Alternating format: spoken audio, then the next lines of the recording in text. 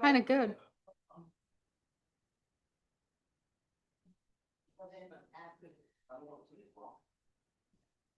Joe, we're ready when you All are. right.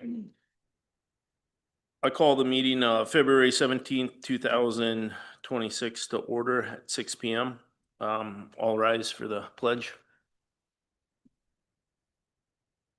Pledge allegiance to the flag of the United States of America and to the republic one nation under God, indivisible, with liberty and justice for all.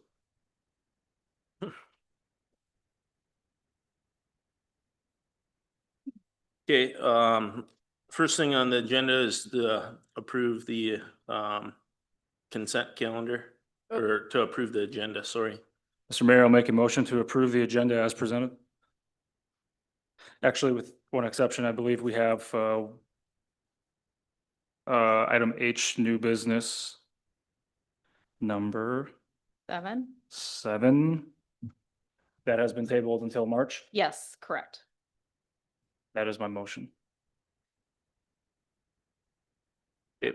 Second? I'll second. All those in favor? Aye. Motion carries.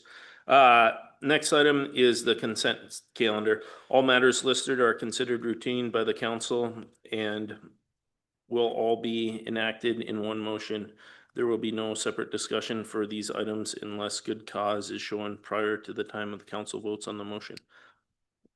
Mr. Mayor, I'll make a motion to approve the consent calendar as presented. Second. All those in favor? Aye. Motion carries. Next, letter D, open forum. This is for a time when somebody would like to come up to the mic and speak about something not on the agenda. If it is a agenda related item, you will have time to comment at that time. Is there anybody would like to come to the mic?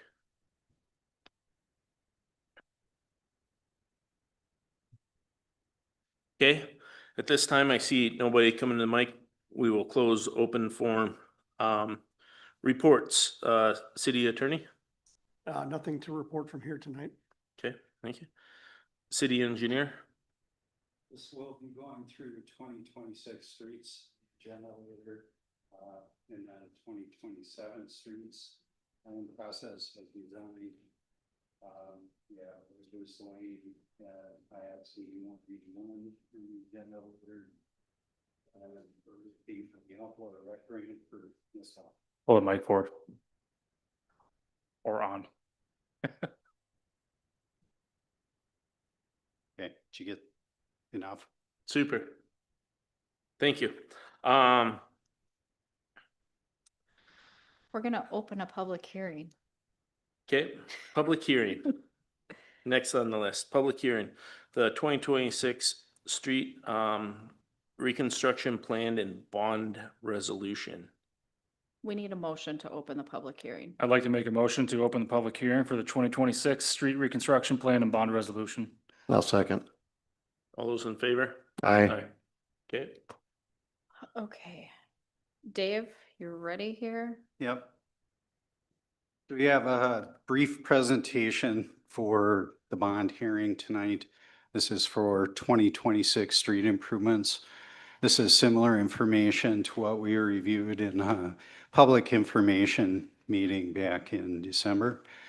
So we can flip through these slides and then there'll be question and answer period toward the end. So maybe back one if you would. There you go. Meeting objectives. Just to recap, project scope, timeline, review our current project estimates, and then we'll have the QA period.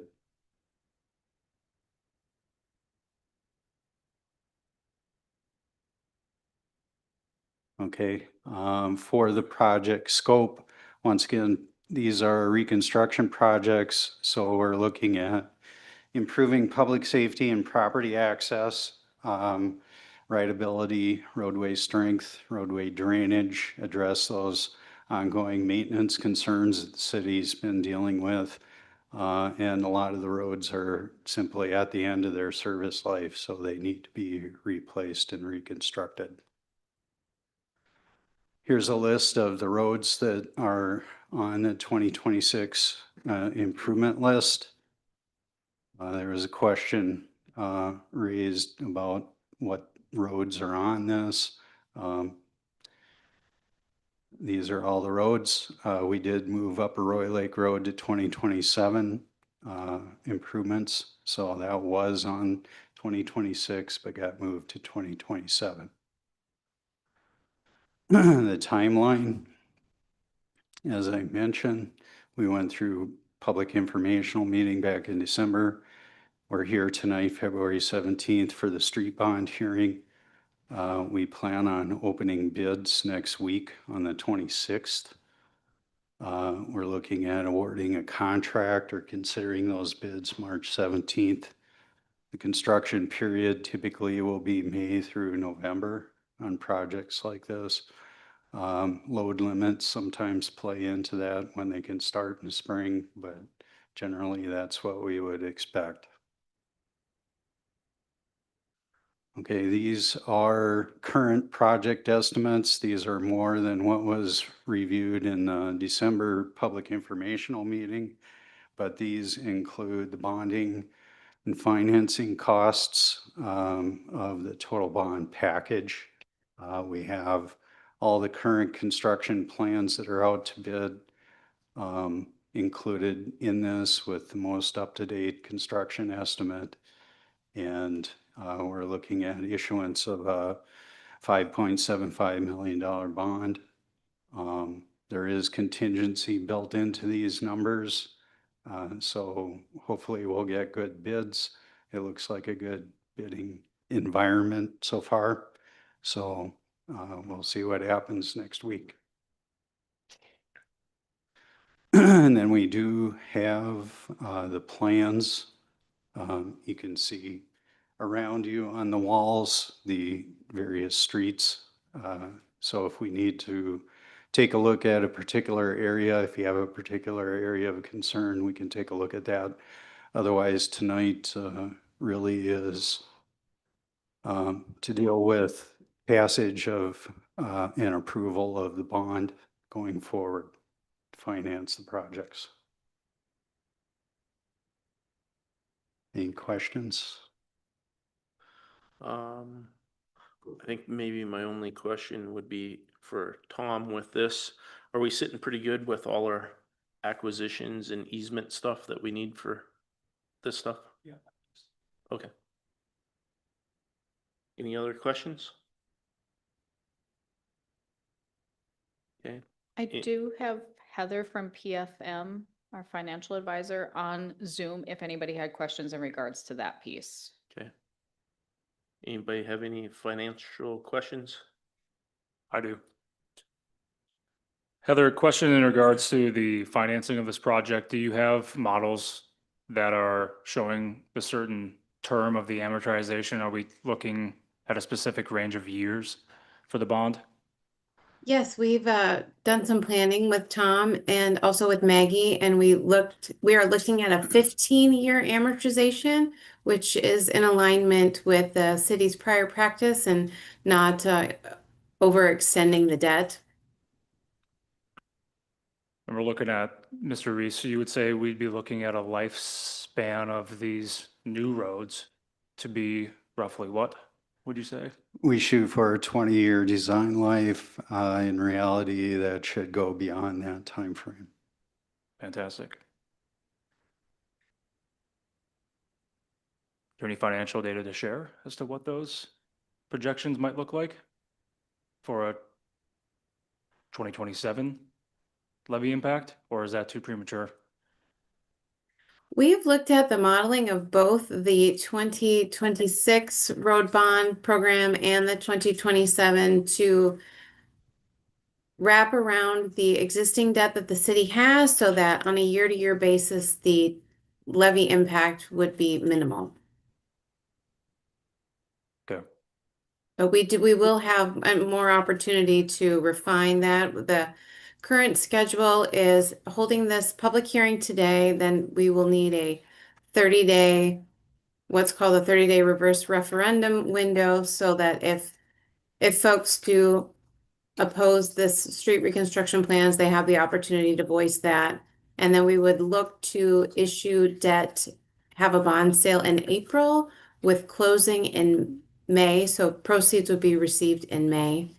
And up until we do the bond sale, we can make refinements to the amortization structure. Okay, I appreciate that. I don't have any more questions. Okay.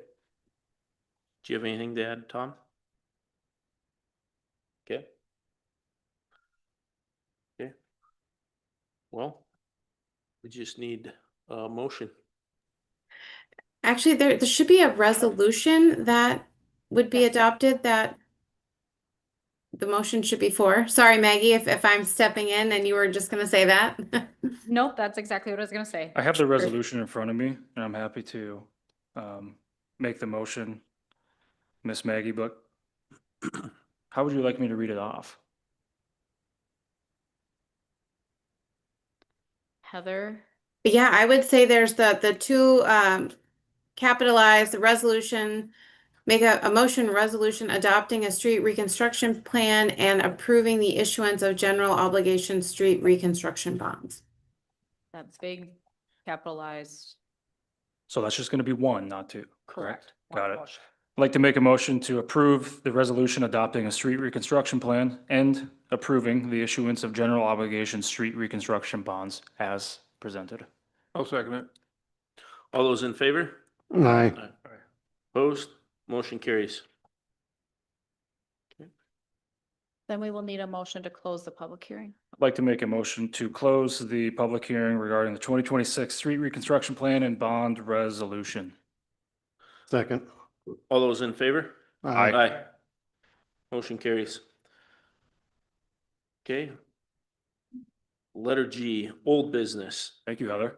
Item Thank number you. 1, street lights to Hills Crossing, council action. We had tabled this a month or so ago. Tom, did. did you have more information on this? Yeah, So that was kicked back to the Public Works Committee. And that committee at its last meeting didn't have a quorum, so we weren't able to address that issue. It will come up again at our Public Works meeting at the end of this month. okay. So, based upon that information, I'd recommend that we make a motion to table. I so move. All those in favor? Aye. Opposed? Motion carries. Second one, the EDA, EDC discussion, council action. I know that, earlier I was not present for the meeting. If you want to update people, Jesse, we had a special meeting, with the EDA to discuss, setting up criteria to form the committee. Yeah, on that note, I want to make some very clear stance here as to my perspective on the EDA and the rest, or EDC, and the rest of the council will be able to chime in as well.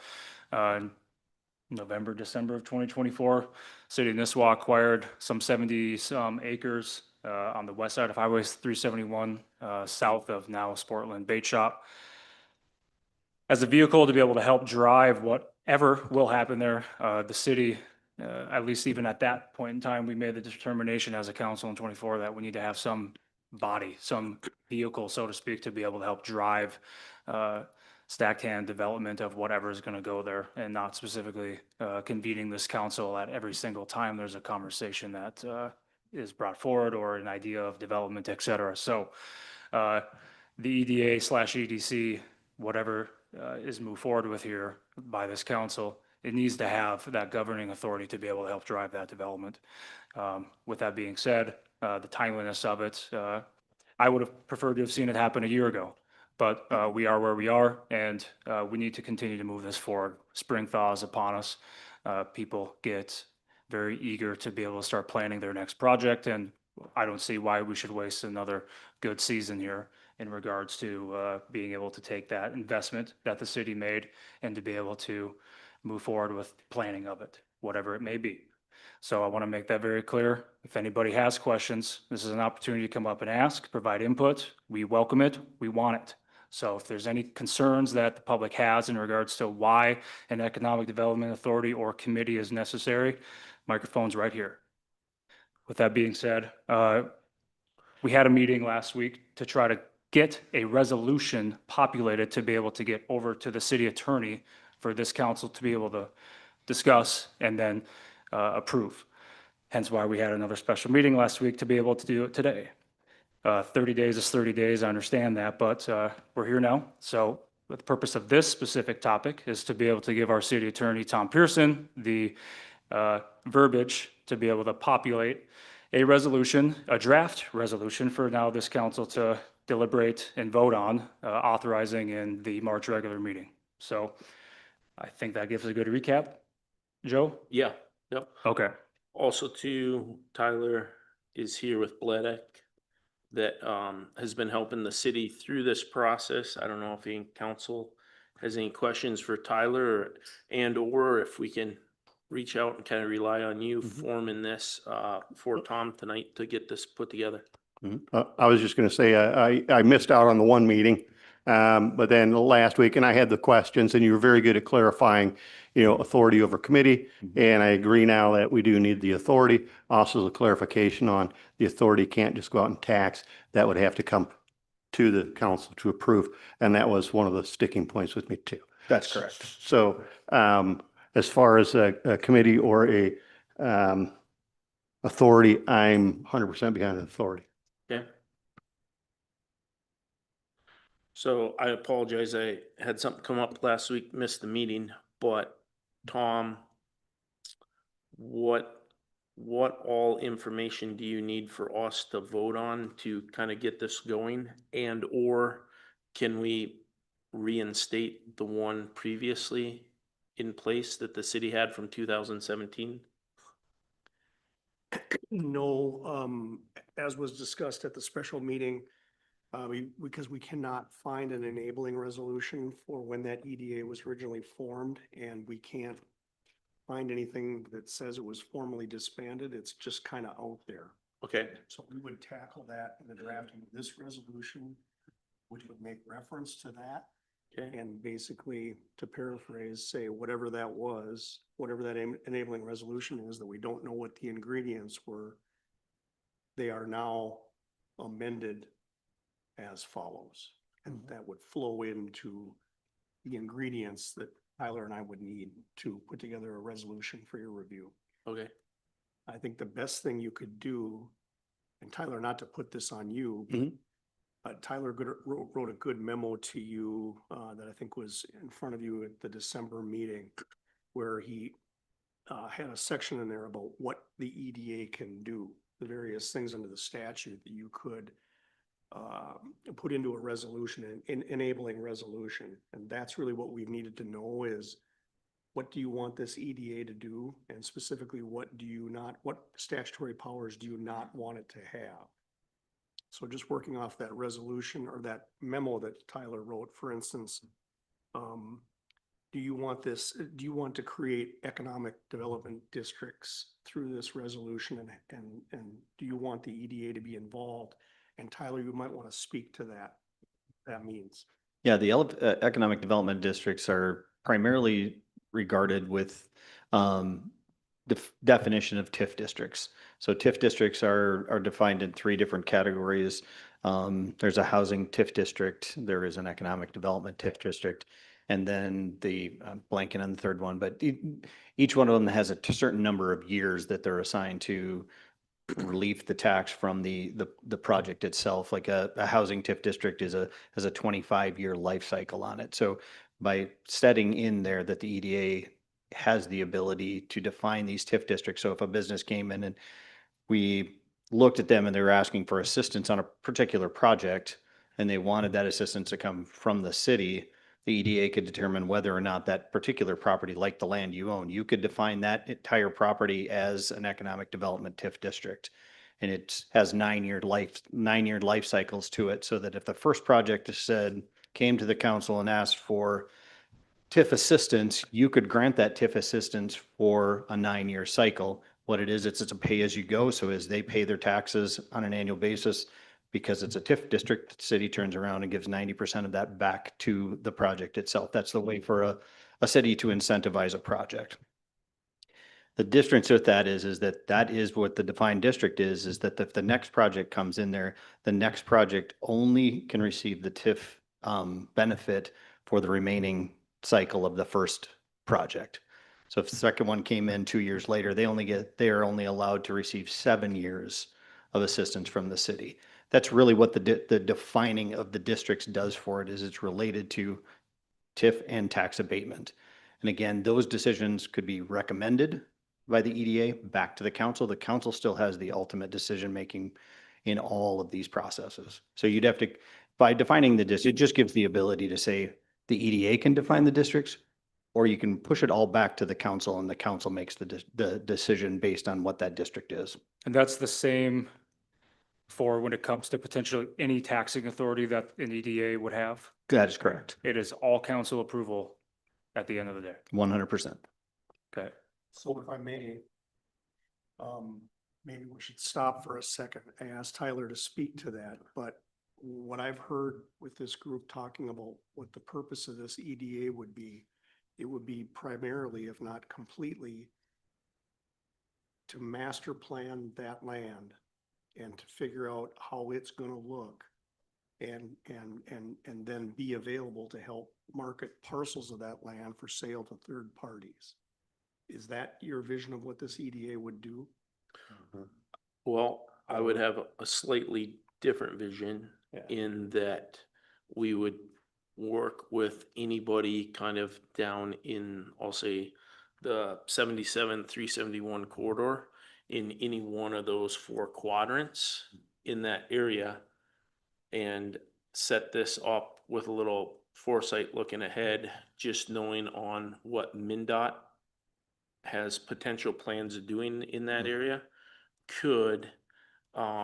There's also a lot of privately owned vacant land in there that could help accommodate or drive some development in any one of those areas around that, with what MnDOT's going to do. So I would say we would want to be able to help with that in the real near future, also as we set this up. So going back to what Tyler was just talking about, tax increment districts.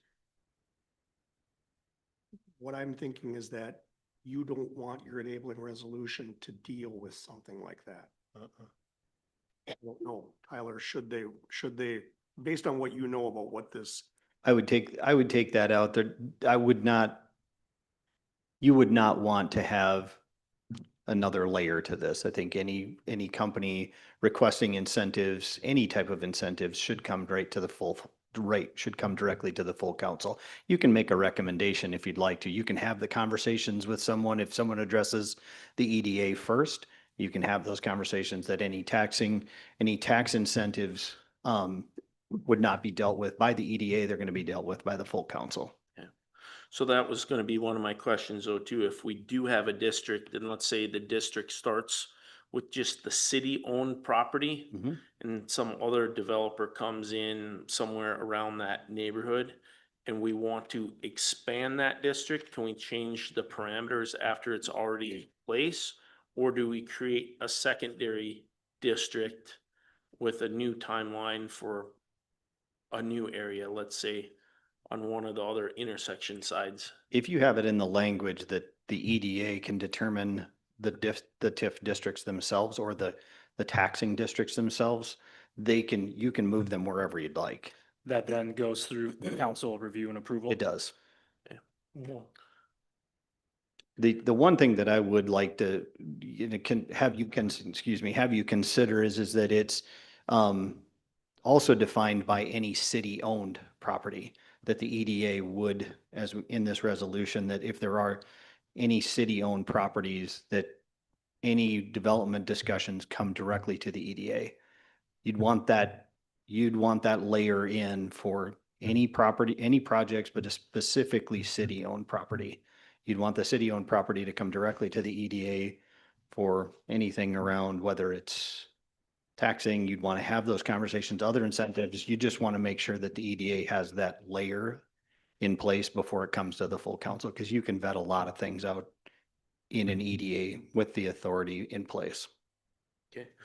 My other question with that is if there is a project or a situation where something is currently underway or phase 2 of a project, is anything retroactive or split or anything like that? If somebody in that area came to us and said, hey, we're going to do phase 2 on an existing project, does that apply or not?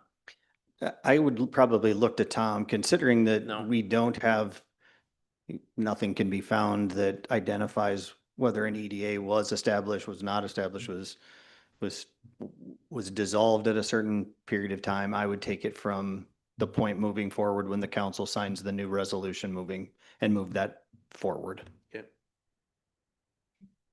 I just don't want you guys to deal with something that somebody comes Right. back and says that it's, well, the EDA wasn't in place at that time. Right, that's why I can see, hey, do I qualify for this? I did it, whatever. Mm-hmm. Yeah.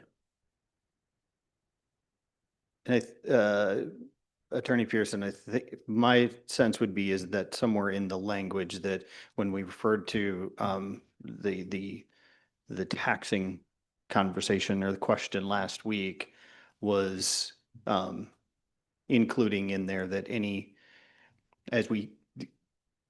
the beauty of an EDA is that the EDA has levy authority, that the EDA can do that if it chooses to, but to make sure that the language indicates that any decision to add a tax and during a current tax year or any tax year moving forward, it needs to come for full approval to the council before it goes any farther. The EDA would not want to have that authority. Okay. Going down this list in Tyler's memo, I assume that you don't want the EDA to have in the enabling resolution, the independent power to acquire property. No. Correct. No. I assume you don't want in an enabling resolution, his bullet point describing developing districts by filling, grading, and protecting property. Again, would not be the, no. No. I assume that you don't want an enabling resolution for the EDA have the power to issue bonds. No. Correct. Or to make or guarantee credit enhancements. Now, Tyler, you might want to speak to that bullet point where you discussed providing business assistance. Give some flesh to that. Yeah, the business assistance could be provided through your contractual agreement with Bladec. So we would provide that and then bring any of that discussion forward to the EDA. Could the EDA through that line on the resolution apply for grants? Like the development design grants, or is that through Bladec then passed down to this Nisswa EDA? Some of that is going to be dependent on the grant structure, because typically if the grant's coming from the state, that can be done, we can do that on behalf of the city. Sure. It would not be done on behalf of the EDA. Okay. Could they discuss it? Yes, as part of an overall Mhm. discussion and bring that to you? Yes. Sure. Mhm. But not independently empowered to do it. Yeah. All right. Okay. Tyler, what am I missing? The only other thing would be is the ability for the city to transfer the EDA has the power to own property. So if it were in the situation where, with regards to the land that the city owns, the city could transfer that property to the EDA if there was some reason for it to do that. The EDA could and does have the ability to go out and acquire property. So if you saw a parcel of land that the city really felt like they wanted, the EDA does have the ability to purchase that on behalf of the city.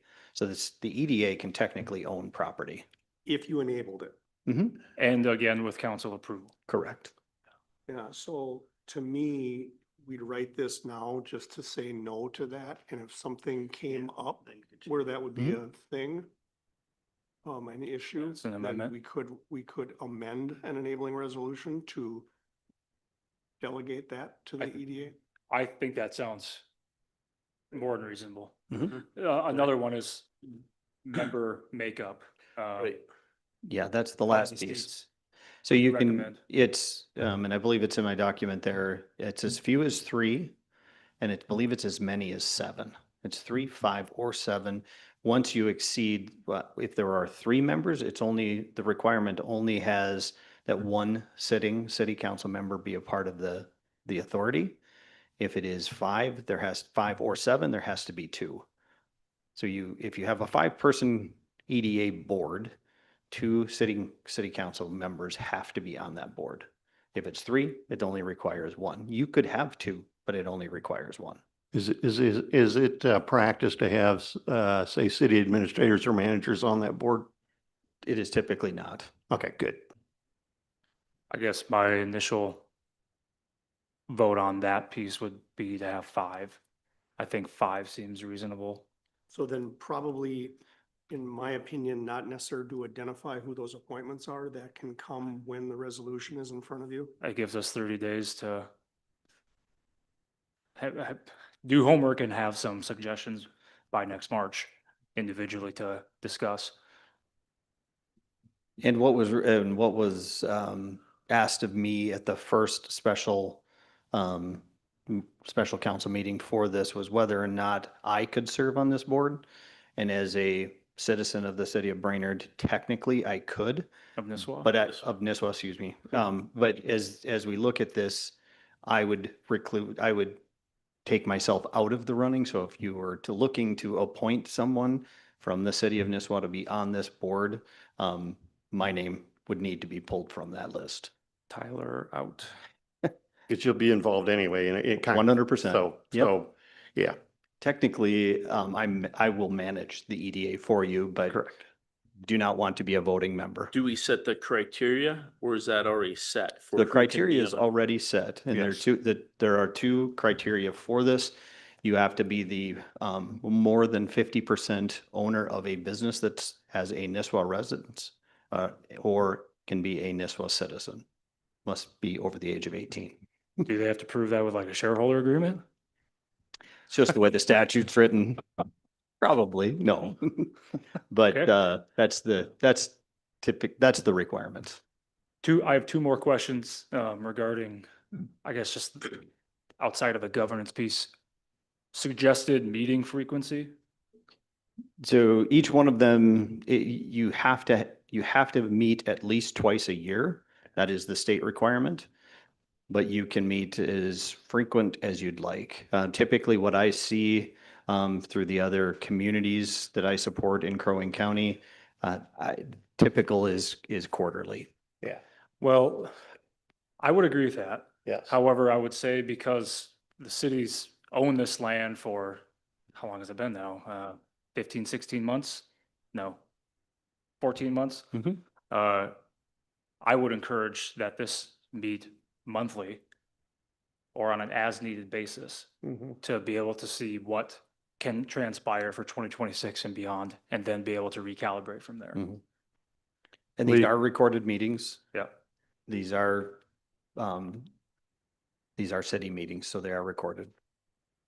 And then second question is suggested staff support. Who would typically be there on a city staff level to support the meeting? This, In retrospect, or in regards to Nisswa specifically, who would? yeah, probably Stephen. I think Stephen's in the room. I would say probably him or a sitting city administrator. Those are typically the 2 that we would see, unless the city's large enough to have like a community development director. The community development director is usually one of them that's there. I typically don't see an engineer at any of these meetings, but Public Works? Public Works, yes. Okay. So Public Works, Steve, P and Z, and then city administrator, Mhm. / clerk.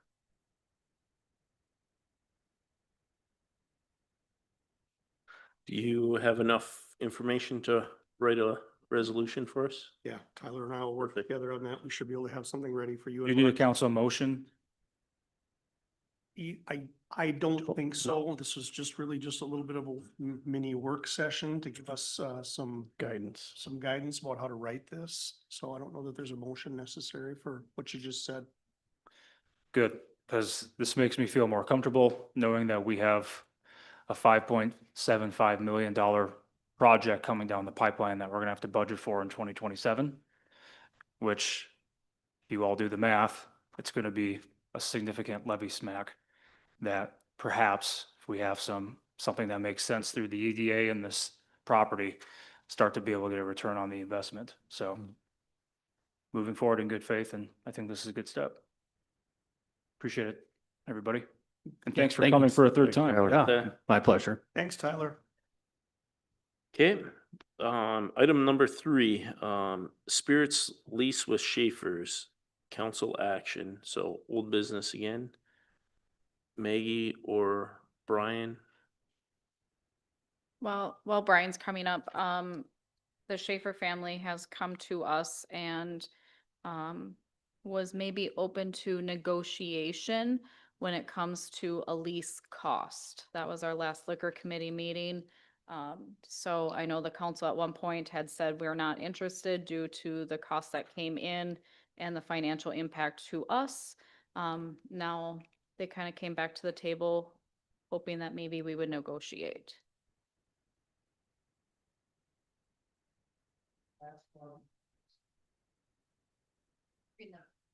So, council members, thank you, for, letting me present this. Last month, we discussed having a feasibility study and looking at and saying, okay, what space do we have now and what are our sales and what, if we expand it, how are we going to grow our sales and be more profitable in the future? So I reached out to the MMBA and they gave us multiple different examples of feasibility studies. I have broken it down. I've given every one of you. This is based off of the Baldwin Municipal Liquor Store feasibility study. And they pretty much, I narrowed it down to 3. You guys got everything in the packet, so if you have a different opinion, just please let me know. But Brian, could I just stop you for a quick second and ask, under new business, That is this study's actually under new business? correct. We are just So talking about the Oh. spirits lease right now. So you. do we want to just talk about the lease and then we'll talk about this? I mean, they go hand in hand, but They kind of they're do. 2 separate items. So I don't know if Andy or Ted want to come up and speak on behalf, if you guys are interested in hearing what they have to say, if you're open to. Yes, discussing. and maybe could I kind of summarize and maybe that would help? So as I understand it, I'm not on the liquor committee, but as I understand it, Schaefer's is doing an expansion down there. The actual business of spirits is going to present a report later with a consultant group on what they could do to enhance the business, upgrade, expand the business, and give a report on that. And then that would dictate some additional lease space required. Am I correct, Brian? Yes. Okay.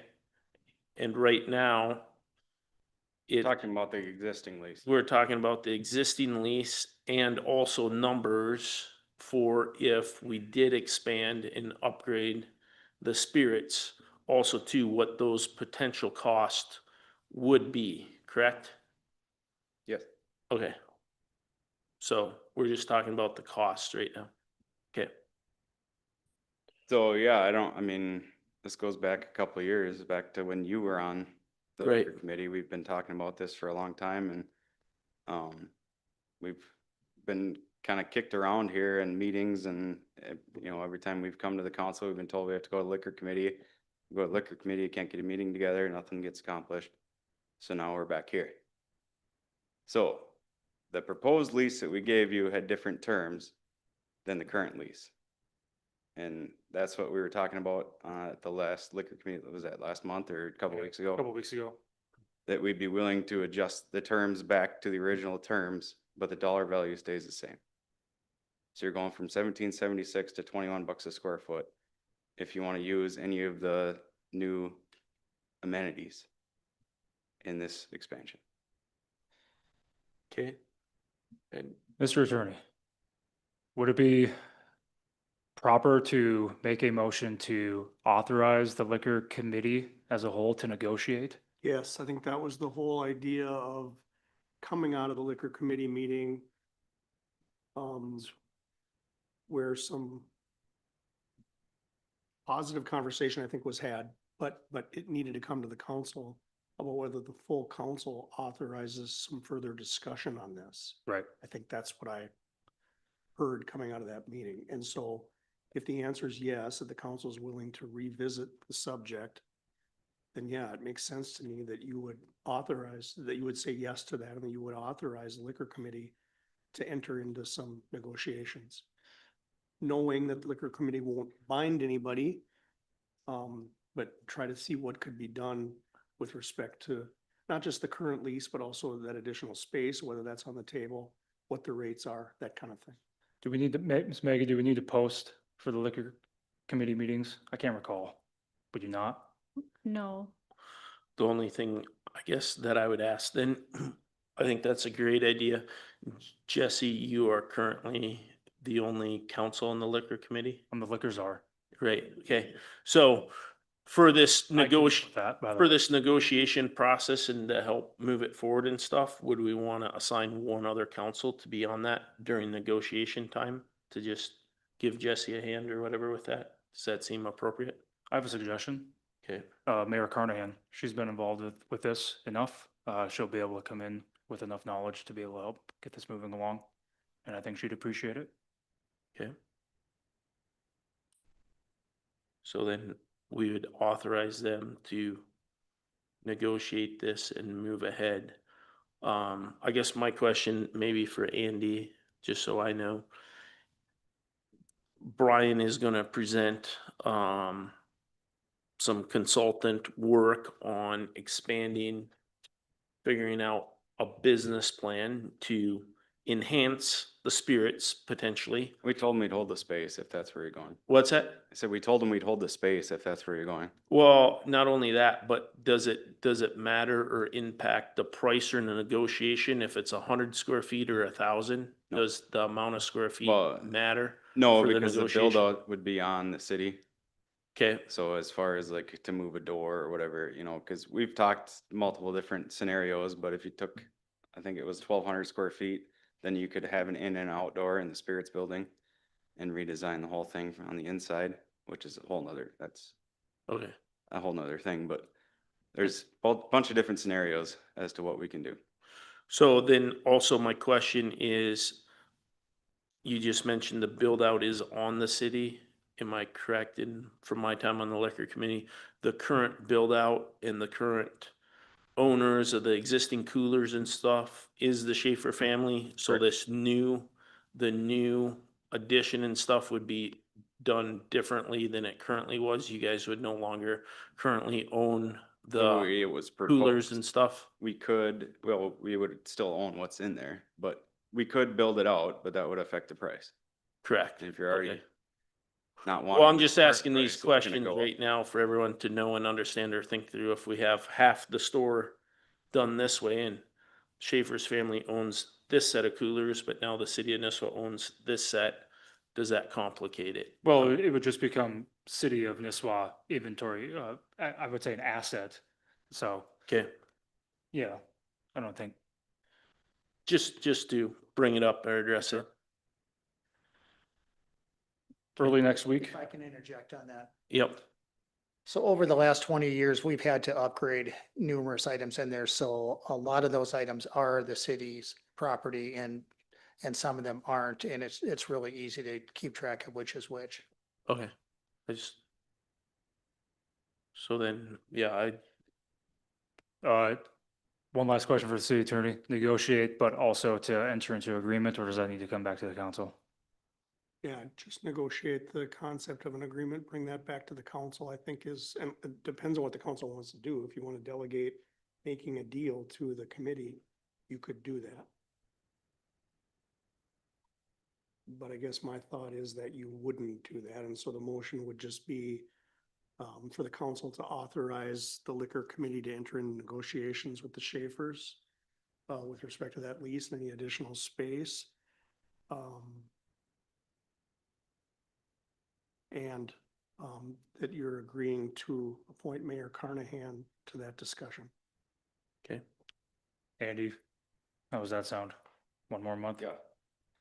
Might as well keep It'll be getting it. decided 30 days from today. Yeah. That's what I thought 2 years ago. Who's actually on the liquor committee? So who's the voting people on the liquor committee that, I'm the liaison and we'll have Mayor Carnahan be the second. I get that. appointed. So if it's a liquor committee making a decision, you're voting on something as a liquor committee, right? So who is that Correct. made up of? Brian and Terry And you and Jennifer? and Jennifer. And it has been in the past the city administrator, so it'd also be Bangy. I believe that is correct. So But the that's fine. committee, Andy, is not making a decision. It's just simply getting a concept deal and making a recommendation to the council to approve that. If that- Well, they still have to come together to make a recommendation. Right. Yeah, Yep. we'll That's get what I together think, yeah. and meet Yep. one last time and get this thing taken care of Okay. within the next 30 days for the March meeting. So, Maggie, do you have Tom's suggestion for a motion or do you need me to? Yep, Yes? I have some notes for your motion if somebody wants to actually make the motion. I make a motion to authorize the liquor committee with the addition of Mayor Carnahan to facilitate negotiations regarding the spirits lease with the Schaefers, is that- I'll second. All those in favor? Aye. Aye. Motion carries. Okay.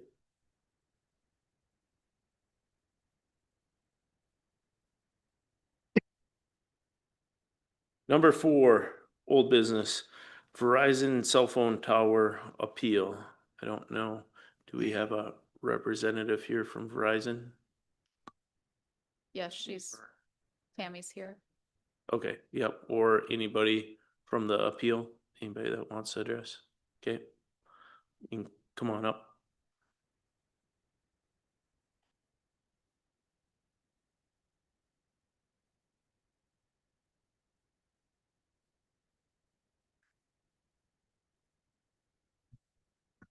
Good evening, council. My name is Paula West. I live at 25839 Trailside Run in Nisswa.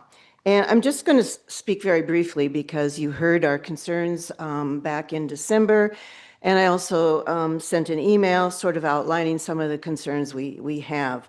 So we are asking you to deny the approved variances of the variance 031-25, which is a stated singularly, but it's actual 6 variances that were packaged up into one variance.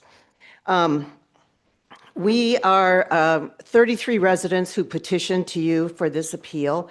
We all live within at least a half a mile of the proposed site. And some of the residents live actually within the ordinance's 500 feet.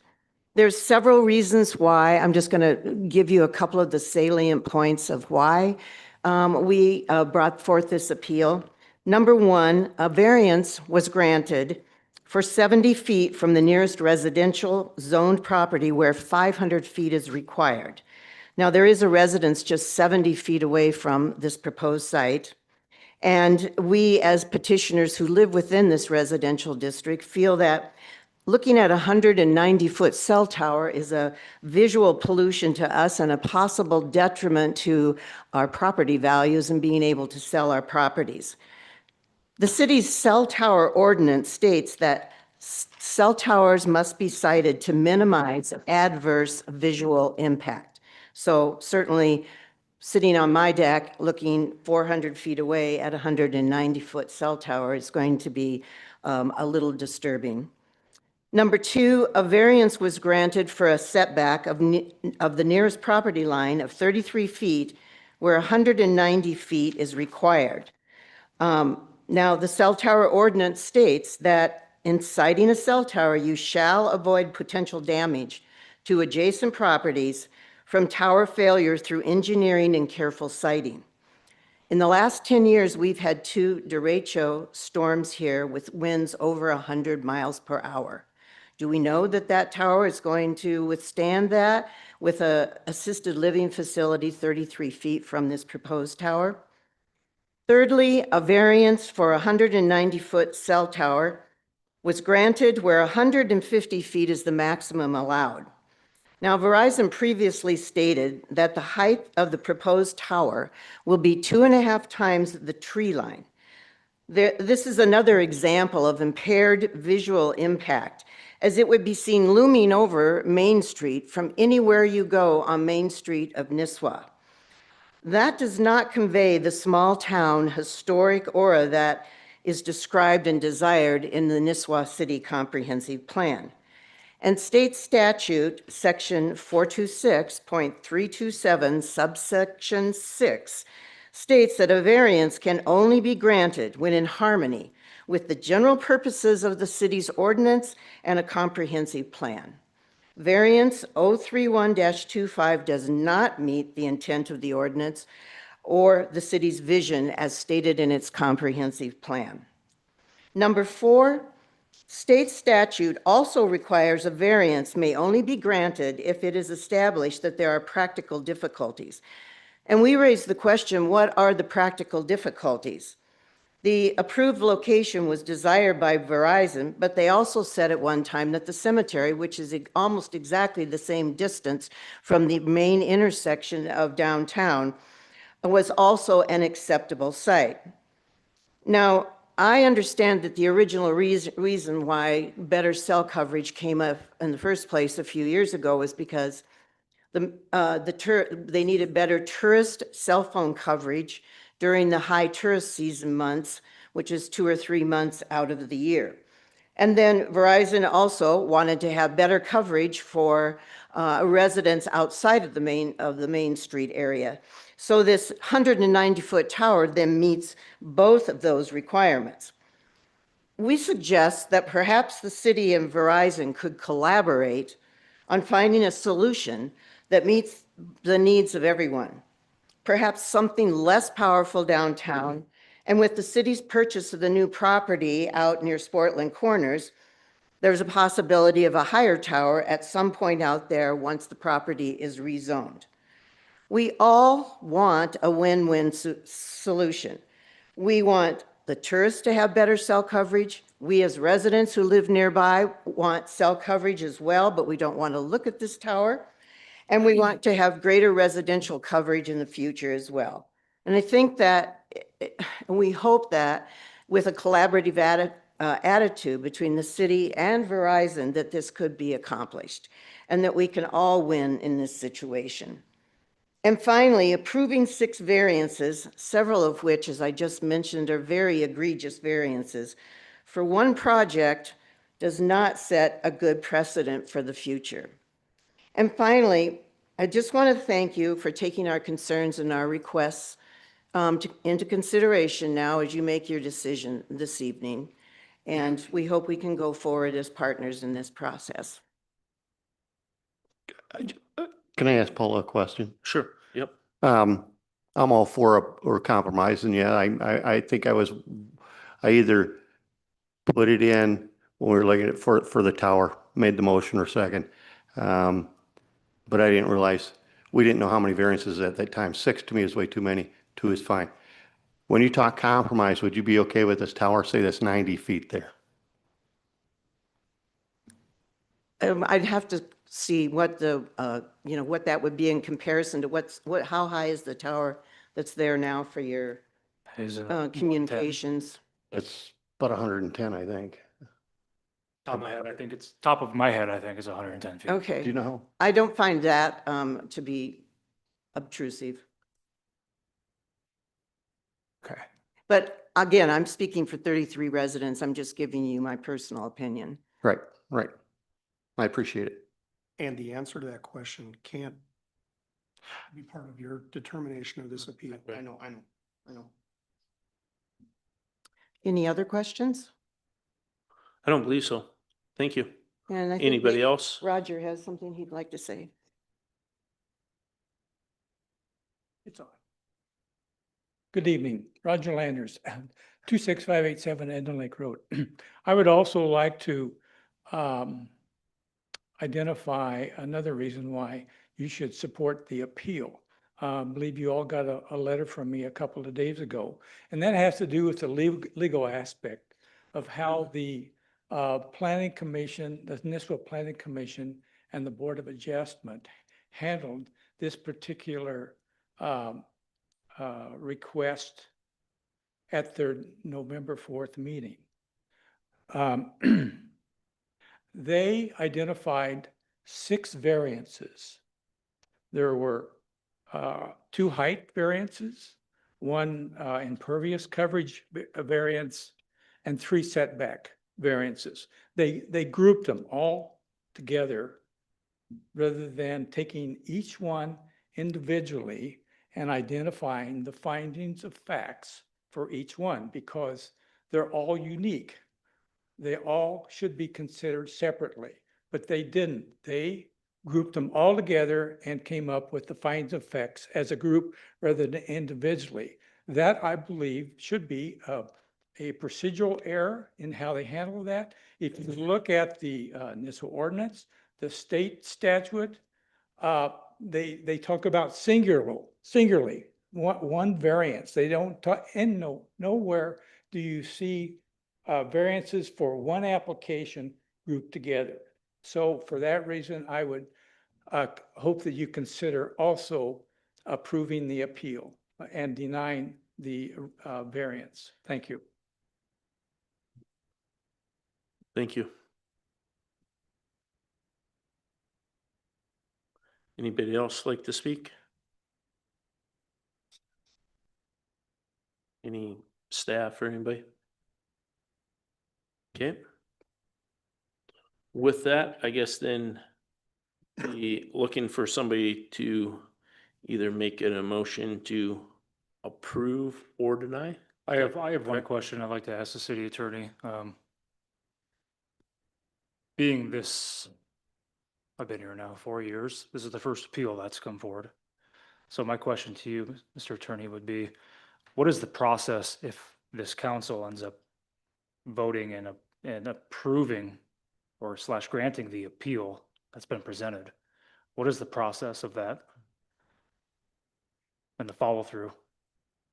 If the council is of a mind to grant the appeal and reverse what the Planning Commission Board of Adjustment did with these variances, and you need to have findings of fact to support that, which we don't have in front of you.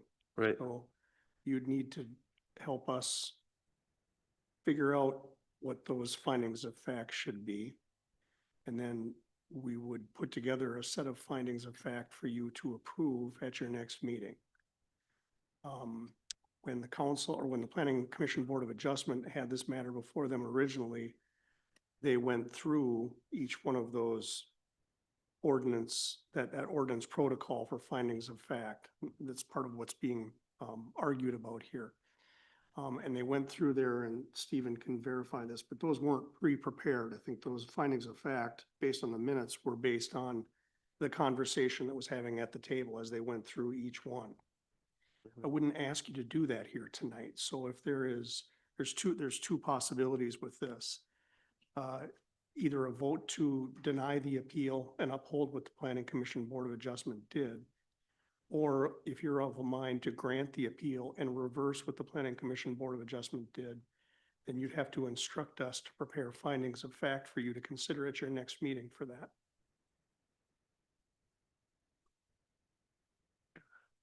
Thank you. So with each one of those finding of facts, maybe for Bruce or Mark, they went through and they talked about, they had the same series of questions they asked for each fact that they went through. They gained them all together, one group, one question that referred to all 6 of them. Great. Listen to the minutes. Continue to there. So, I wasn't there. I didn't watch Right. meeting, so I don't know. just for a little bit of reference too, Maggie, this tower issue has been discussed in town. And I know Tom has met with Verizon various times on different sites. But this is a topic that has been going on for close to a decade now, correct? Correct. So this is not a new topic, No, it's not. right? Okay, so I guess looking for some sort of motion. I'll do it. City Council, I'd like to make a motion to move to grant the Verizon cell tower appeal presented and to further instruct our city attorney and staff to prepare findings of fact to be presented at the March meeting. I'll second it. So I'll do a roll call vote. So Jesse, Aye. I'll vote no. Aye. Okay, motion carries. So then, will that be Stephen working with you, Tom, to put together the finding of fact? Yes. Okay.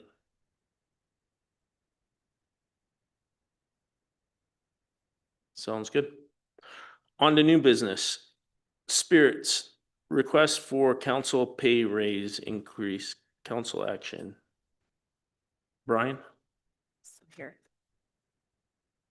We have an employee, a young employee, Joey Hendrickson, and he does an excellent job. We, at times, we have a small staff right now, and we do need extra people that have keys to close in case somebody's on vacation or they're sick. So that is, and he's doing a fantastic job. That is the reason why I'm bringing this request, because we have a need that needs to be filled. One question on it. Maggie, do we typically need to bring these to council? Yes. Okay. I'd like to make a motion to approve the request for the council pay raise for Mr. Joey Hendrickson as presented. I'll second that. All those in favor? Aye. Aye. Motion carries. Second, pickle factory, well, the spirits and the pickle factory, consultants services presentation, Brian. There we go, a little deja vu here. Well, as I mentioned earlier, that the council wanted to have some idea if we expanded our space, would that make sense? Would we be able to sell more product, bring in new items and make it worth their while? And, some of that stuff is items that you need a professional or somebody outside the scope of what we're doing day to day. And we have, I gave you guys some information. There was about 6 different organizations that were in there. I narrowed it down to the information that I have on the paper for you today. This is all based off of the Baldwin Municipal Liquor Store feasibility study. So the first one would be the Delaney, and this is from their study. It was 35,700. And that is a very comprehensive study. They will go into great detail on that study. The next option that I saw that would potentially be a feasible option for us would be the LOCI. And I had talked to that gentleman today, and he, because it was $11,000 on there. So I changed it to $7,000 to $10,000. And that would be an outside firm. They're a Minnesota-based company. Let me just jump ahead a little bit here. They are a Minnesota-based company that has worked with some of the municipals in the area, in Minnesota, I should say.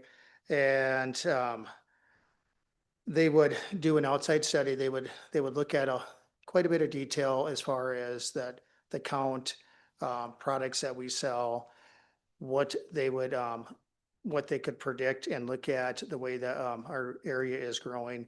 And they would have numbers for us for the next 5 years, basically out to 2030, so 4 years. And that would cost the city approximately let's just say $10,000. Now, the next one would be from the MMBA, and that would be Brenda. And she argues against having feasibility studies because municipal liquor stores finances are public records. The cities can benchmark against similar operations without the cost of expensive studies. She has experience in management, 35, 37 years of managing multiple different municipal liquor stores. And she was down in Lakeville, and they opened up 2 new liquor stores in her area. And that she helped with another one. Only one of those needed a feasibility study in her opinion. Now, she would come up and work with us, and the cost would be, as we went, just saw, $1,000 at the most. And she could look at items, what are we carrying? How does that equate with our wages compared to our sales? How are our sales compared to our square footage? And look at the nuts and bolts. And she has worked with multiple different municipals. She retired a couple of years ago. And so she is now a consultant for the MMBA and goes around, uses all of her contacts and numbers where she's worked in other cities. And if she doesn't have an answer, then she reaches out to municipal, maybe Detroit Lakes or something that would be a similar size to us. Now, with that, that would be my recommendation. My second recommendation would be the LOCI, and my last one would be the $45,000 to $50,000 consultant. And the reason I am leaning towards starting with Brenda is because I might sound like a broken record, but I still go back to, we cannot see the future. We do not know what the Minnesota laws are going to be if they change, if we lose exclusivity, and you have quick trips and you have holiday gas stations and every convenience store and his brother carrying strong beer now, that will affect our sales. So for us to spend $50,000 on a feasibility study, I don't think that makes sense. And the other aspect is we have no idea what the THC market is going to look like in the next 3 years. It's changing like wildfire. They don't even know because the farm bill and different areas like that. So that's my recommendation, to start with Brenda, but it's obviously your decisions. Do you have any questions? Well, I guess my question is, I had brought this up or asked for it because it seems like we just kind of keep circling the wagon in that, I'll try and be as clear as possible. The city of Nisswa, if we are going to be in the liquor business, we flat out got to do it better than we should, or we should just get out of the liquor business totally. So I just want to interrupt you for a second. Where do you think that we have not lived up to the benchmark?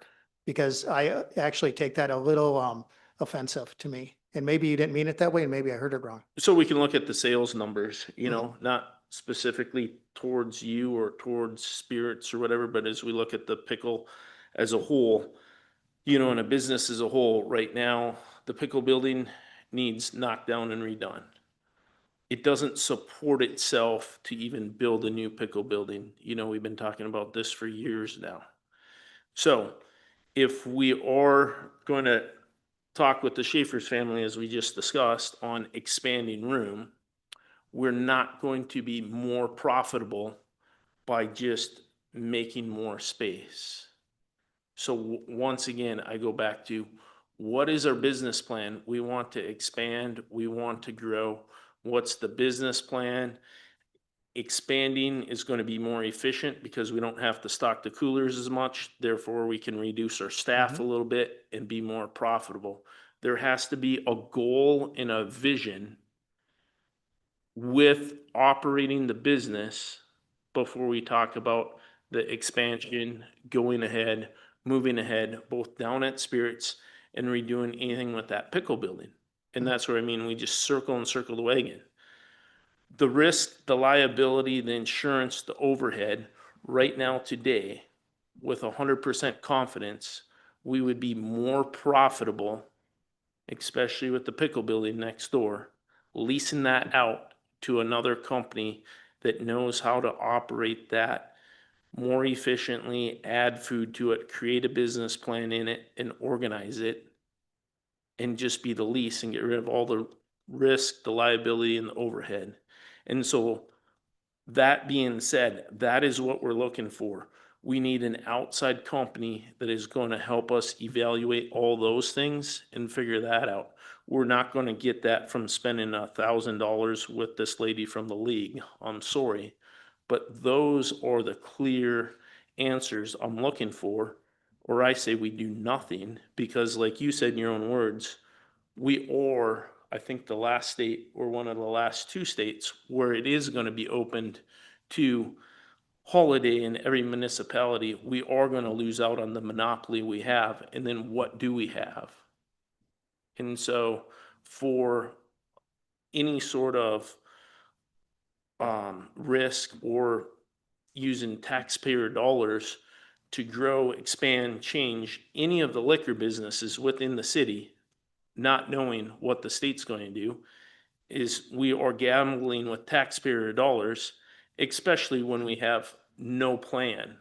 We have to get this plan put in place before we talk about anything else. I'm not That- arguing with That that. has to be number one, and that has been missing the whole time. Some of my concerns are, so the $1,000, let me ask you right now, are you leaning towards the $45,000 to $50,000 one? I don't know if that plan, I apologize, I had a family emergency. I haven't had time to review that whole document to see if that is what is entailed in there. But if that is a company that is actually going to put together a business plan, help with operationals. I mean, shoot, you can watch TV shows on this now where people come in and do this with bars and restaurants. That's what we're looking for. It's not a knock on how anybody's currently running it, but we want to raise the bar, take a step up, and, you know, have the businesses both support the town, the community, and what they're doing to make it viable. Sure. And I don't see, you know, when we look at the numbers with Maggie, the viability is not there. All right, so my argument on that is we're gonna spend, let's just say we go with the high one, the $50,000.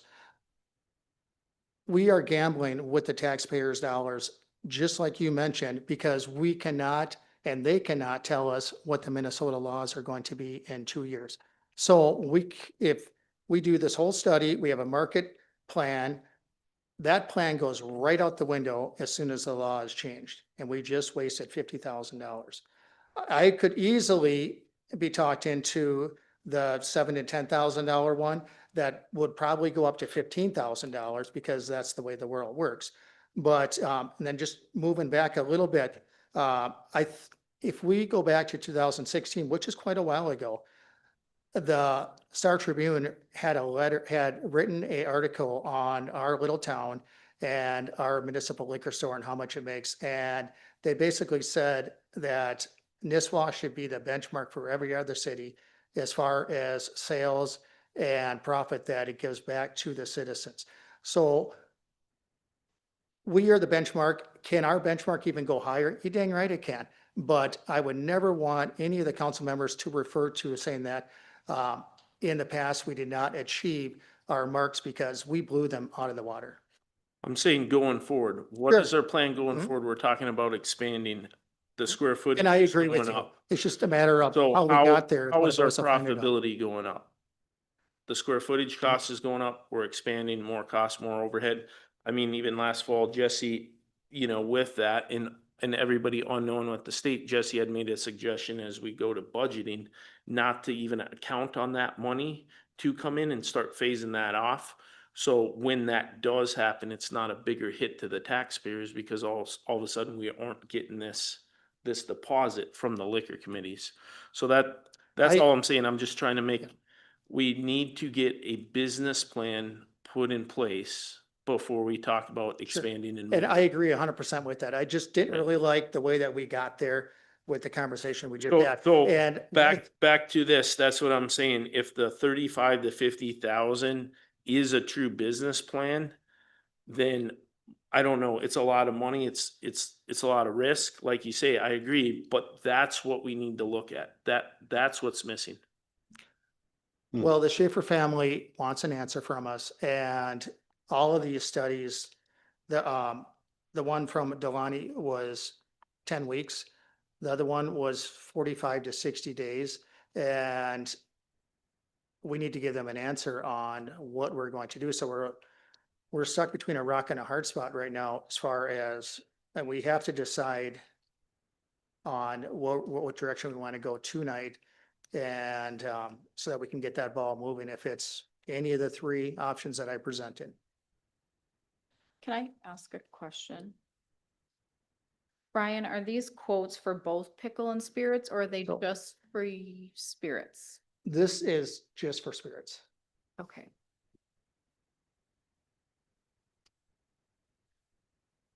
Well, I wouldn't want to go with Brenda just because she can get this done in 2 weeks and then it goes off to the Schaefer's for because of and I know Andy, you want an answer right away. We might have to, if we go with Loki or Delaney. So you should do what's right for the city, not what's right for me. Okay, yeah, so Yeah, what I'm don't- saying is I told you I'd Is- hold the space until you get this feasibility study done. That's fine Right. with me. because I agree with Joe. I think, does Brenda, I mean, does she do business plans? Because that's basically what we need. And I don't,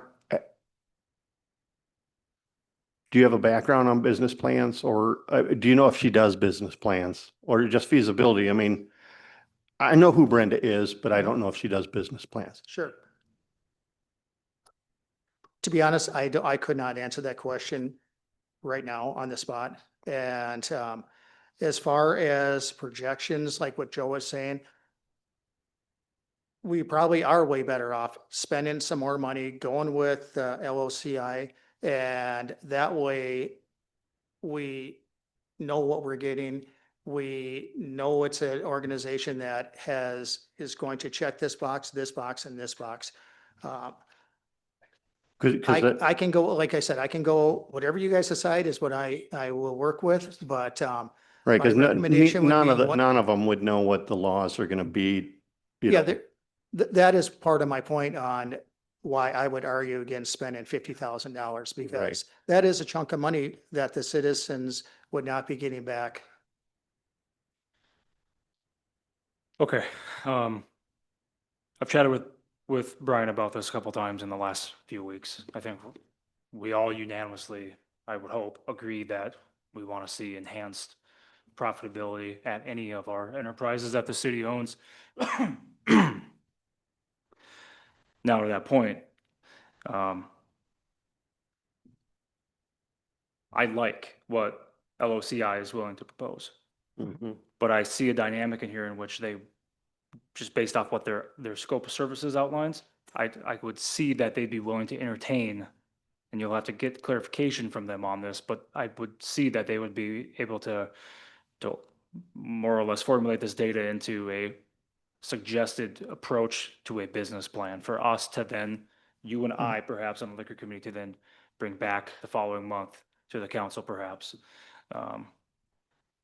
So my suggestion would be going with LOCI, revising the scope of services that we would ask for them to help us with a business plan, as Joe was just alluding to, and then for this to be paid for through the, what is the fund with the liquor enterprise fund? Yeah, the spirits within their Spirits fund. budget. Yeah, And it What- has to what I would include the ask- pickle and the whole thing as a whole, as an entirety. correct. I'm Not not sure just if we spirit. can do this, but I would ask that it would not be taken out of my budget for this year. If we could take it out of, because we have reserves. You have your Yeah. capital reserve. Well, Correct. I don't have it in my capital reserves earmarked for this. Well, we could still use those funds. to Okay. do this, as Sorry. long as the council approves it, because Yeah. it's over 10,000. So that's I'm my- okay, I'm totally that's- okay with that. That's my motion. But yes, it has to include both. Both Right. pickle and spirits. Okay, I just want one more question in there. Just to be clear on that, let's say they come back and they want, for both scenarios, 25,000. Are we okay with that? It all depends upon what the scope is. Show us the scope. Okay, so I'm just a little puzzled right now. I'm gonna get the scope and then I have to come back to the next meeting to get approval, or I'm not sure. All right, Show it to the liquor committee. Show it to Jesse. I will make a motion to give the liquor committee pre-authorization up to $25,000 for the scope of services through the consulting services request for quote, but to also include provisions for a business plan through the scope of services for pickle, factory, and spirits of Nisswa. Also too, with this one, I would recommend have Jennifer look at it with you. The two of Yes. us. With the request to include Mayor Carnahan. Fantastic. The one thing, if we can just I put it need in a there, second before we discuss. I'll second. Okay, open for discussion. just so that, let's not put the LOIC or the LOCI in there, because maybe a different organization would check the boxes that we want. And you did not have that in there. I just wanted to make that clear that we have the authorization to spend up to $25,000 How quick do you think you can get these folks to revise their proposals? within a week. Okay, good. Then when that happens, schedule a liquor committee meeting and we Mhm. can do it virtual or in person if it works, then we'll just get this thing moved forward. So I'll revise my motion to include or to open the RFP back up to all. Okay, All right. Well, thank you for the discussions No. and recommendations. I'll second. okay. You gotta vote. Okay, All those in favor? all those in favor? Aye. Aye. Opposed? Motion carries. Okay. Next item, IDS 181 Lakers Lane Joint Project Preliminary Design Services. Tom?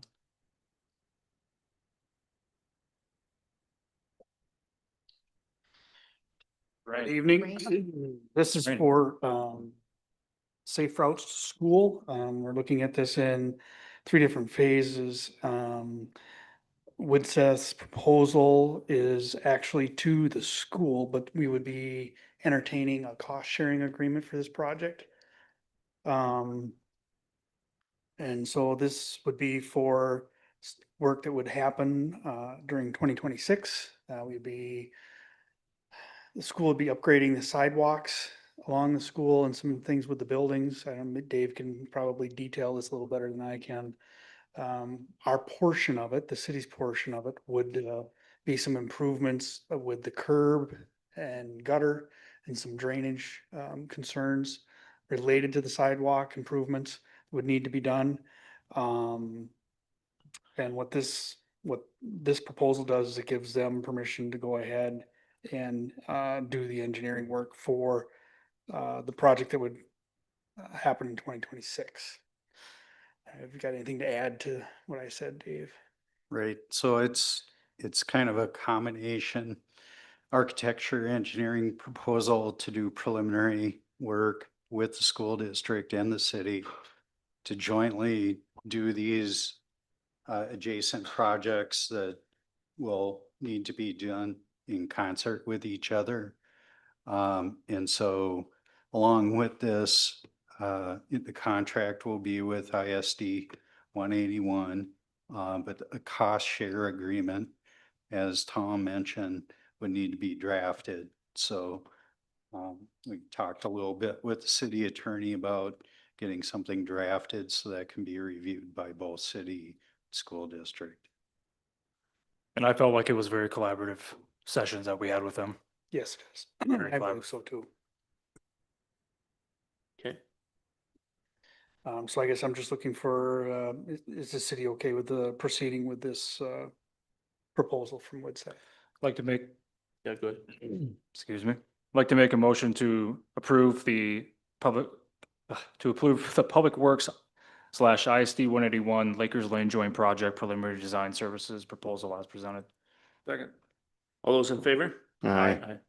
Motion carries. Thank you.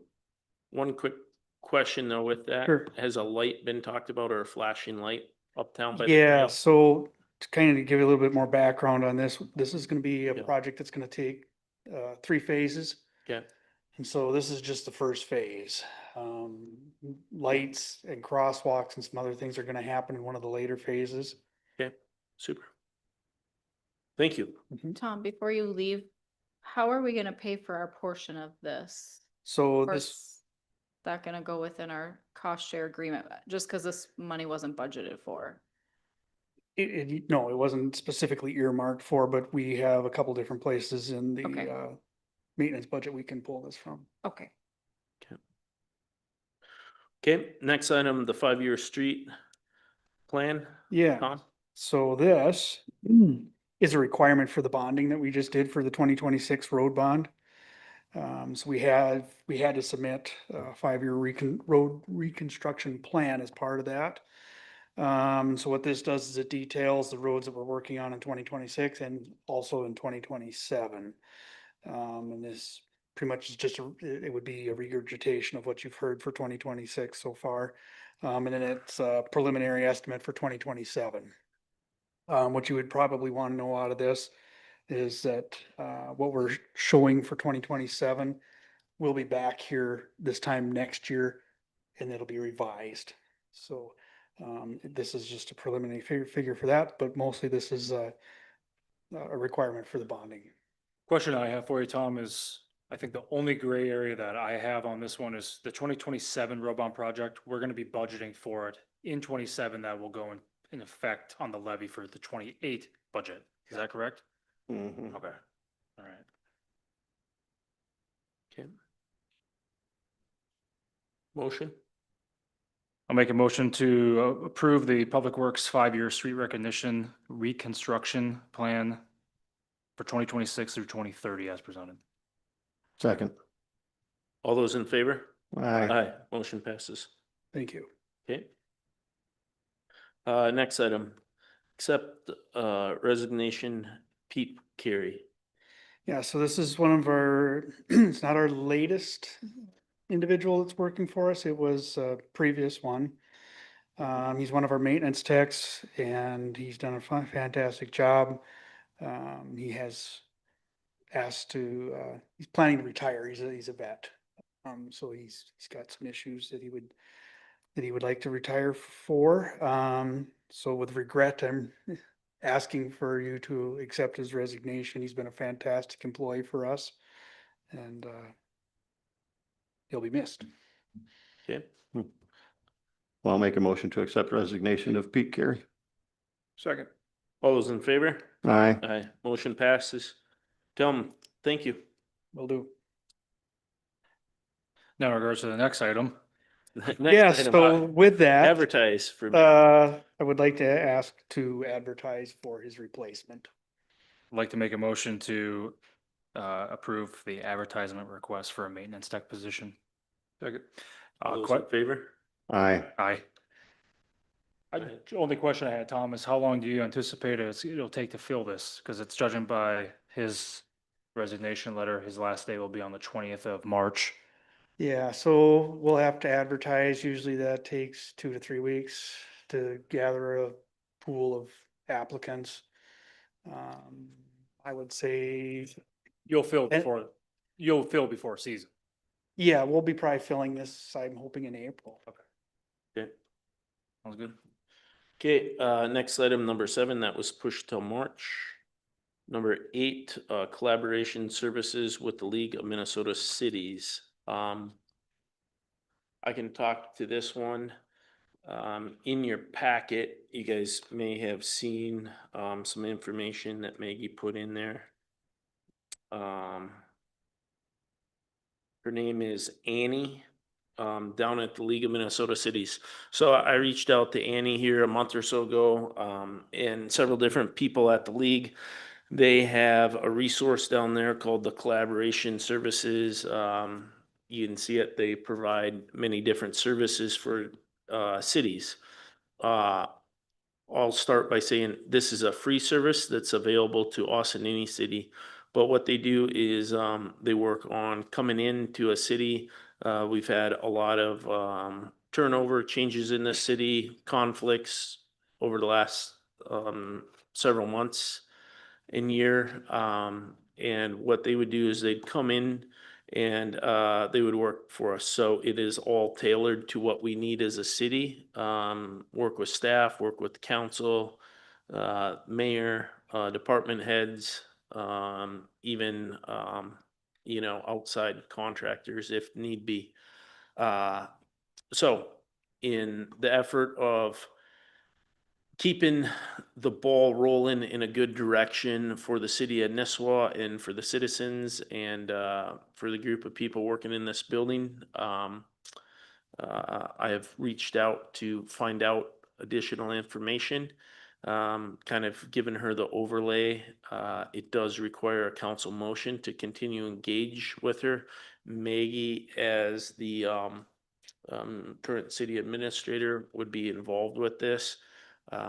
There's several different processes that might take place. You might come in and sit down with staff, kind of one-on-one, people kind of get a feel for what's going on. But maybe some additional training for council, council staff, mayor, employees, but just help to build up the teamwork and the camaraderie within everybody in the city working for a common goal. So that's kind of the overview of it, but Is there a cost associated to this? zero cost. It's a part of our. It's a membership. part of what we pay for with our subscription to the league. That it's covered. They're willing, they're happy, they have a team services to do this, and like I say, it's gonna be tailored to us, the city of Nisswa, and what we need to get going. So I've talked to her and a couple of her teammates down there. They've had some discussions. She just emailed back yesterday saying that yes, they would be willing to find time in the near future to come up here and just start helping us move along. No, The mayor's out of town tonight on some business. I talked to her about it. She's in support of it and behind it too, and wanted to let it be known that she supports this also. So go ahead. Questions, Mark? do we want to wait until we have a new city administrator in, or do we want to start before? I asked that question and she said, really we can start before as we go into this, right now going into the new city administrator too, to give some traction with that. That would be also beneficial. Mhm. So I don't know, she said there's never a good time or a prime time to start. She just said, start where you're at and we'll go from there. So it does take a council vote motion for us to do this. And then being on the personnel committee, you've been out a little bit, Mark, but me and you and Maggie would probably make some initial contacts, and Maggie would be in charge of scheduling and setting up some times for her to come in and just start meeting and visiting with people. Well, I'd make a motion to go forward with the collaboration services with the League of Minnesota Cities as presented. I'll second. All those in favor? Aye. Aye. Opposed? Motion carries. Thank you. Maybe Maggie will figure out who reaches out to her then. Yep. Okay. Number 9, council liaisons, council action. I'll make a motion to accept the 2026 council liaison appointments as presented. Second. All those in favor? Whoa, whoa, All right. Well, Well- discussion? whoa, discussion. Who are you going to set up as the liaison for the administrative clerk finance team? I need somebody to replace that. To replace the, Yeah, somebody to fill that role. Yes. I'll take it. I nominate Jesse. Is that part of your motion, Mark? Yes. Okay, And that's part of my second. perfect, Was that the only one that was missing on that sheet? correct. Okay. So now all those in favor? Aye. Motion carries. Now I got one more. Passes. Okay.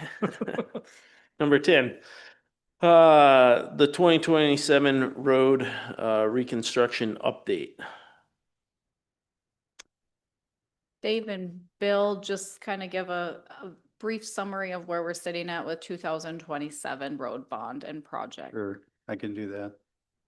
So we are currently in the design process. All the survey work has been completed.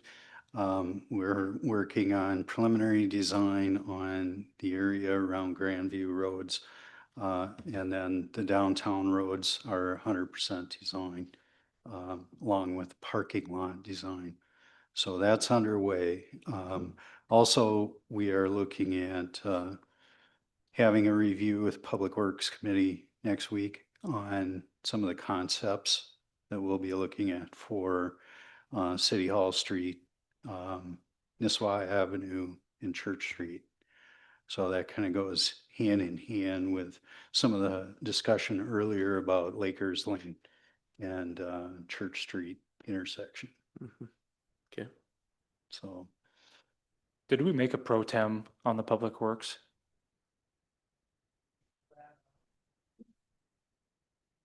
I'm sorry. That was supposed to be discussed at our last Public Works meeting, and Yeah. we didn't have a quorum. Okay. Mr. Reese, I'll be out of town next week for travel. okay, Gotta go to job site. sure. So with the 2027 road construction project, some people out there in the community and stuff might hear of some different meetings going on. I believe that WSN and Tom have been involved with contacting, I'll say, select property owners, adjacent property owners to different areas throughout the project that might be impacted. So if anybody wants to know about a specific area, you're not excluded, reach out, talk to, ask. But some of those conversations and dialogue are currently going on. Right. It's standard practice for us to reach out to particular abutting stakeholders that might be impacted more so by the design, talk about some of the pros and cons, concerns, things like that, get some feedback. It helps us bring good information back through the city, Public Works and City Council. So we give you all the information, feedback that we've gotten so you can make good decisions. Yeah, we heard that through the grapevine that you guys might be putting a roundabout in front of Joe's house, so it's caused quite a stir around here. Okay. So more to Pun come with intended. that as you continue to go. Yeah. Yep. Super. Anything else? No, really all that was just, we're just discussing a few preliminary options, just to put some ideas together for people to see. I like to be, with numbers, I try to be as forthcoming as possible because nobody likes a sticker shock and there's definitely no blue light special or rollback prices on a road bond of a magnitude of shy of 14 million for 26 and 27 road bonds combined.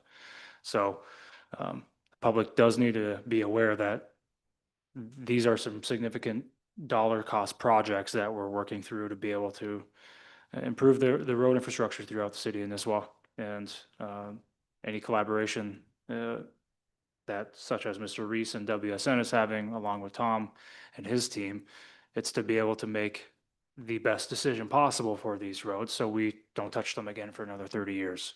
That's right. Appreciate it. Thanks. Okay. Next item, the 2027 Community Funding Federal Grant Consideration. Maggie?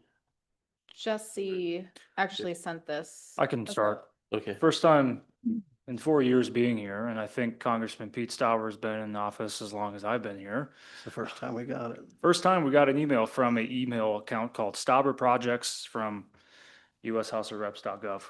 It's a real email address. They indicated that we have an opportunity to submit projects for calendar or for fiscal year 2027 funding. They say shovel ready. Shovel ready in any industry is always a coin flip as to what that actually means. But we got a couple ideas of projects that have been floated around here for a long time. So when I received this email, I forwarded it to the mayor and Maggie, and then the conversation continued on by including Dave. What can we even consider that's close to quote shovel ready or not? And that has broad community support. So for council discussion, knowing that they would like to have these projects in a deadline that they have set of March 7th.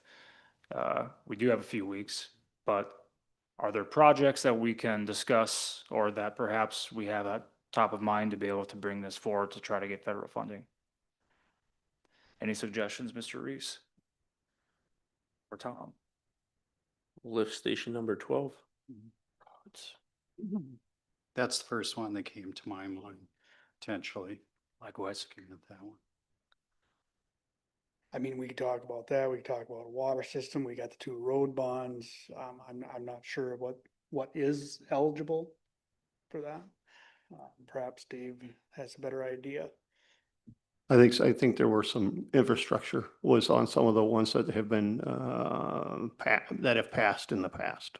As far as shovel ready goes, the only large project that we are ready to go with is 2026, the 26 road bond. But these other things we have done some of the preliminary work for, so that's. Yeah. One thing I'd add to the conversation is these are legislative earmarks that if you are selected,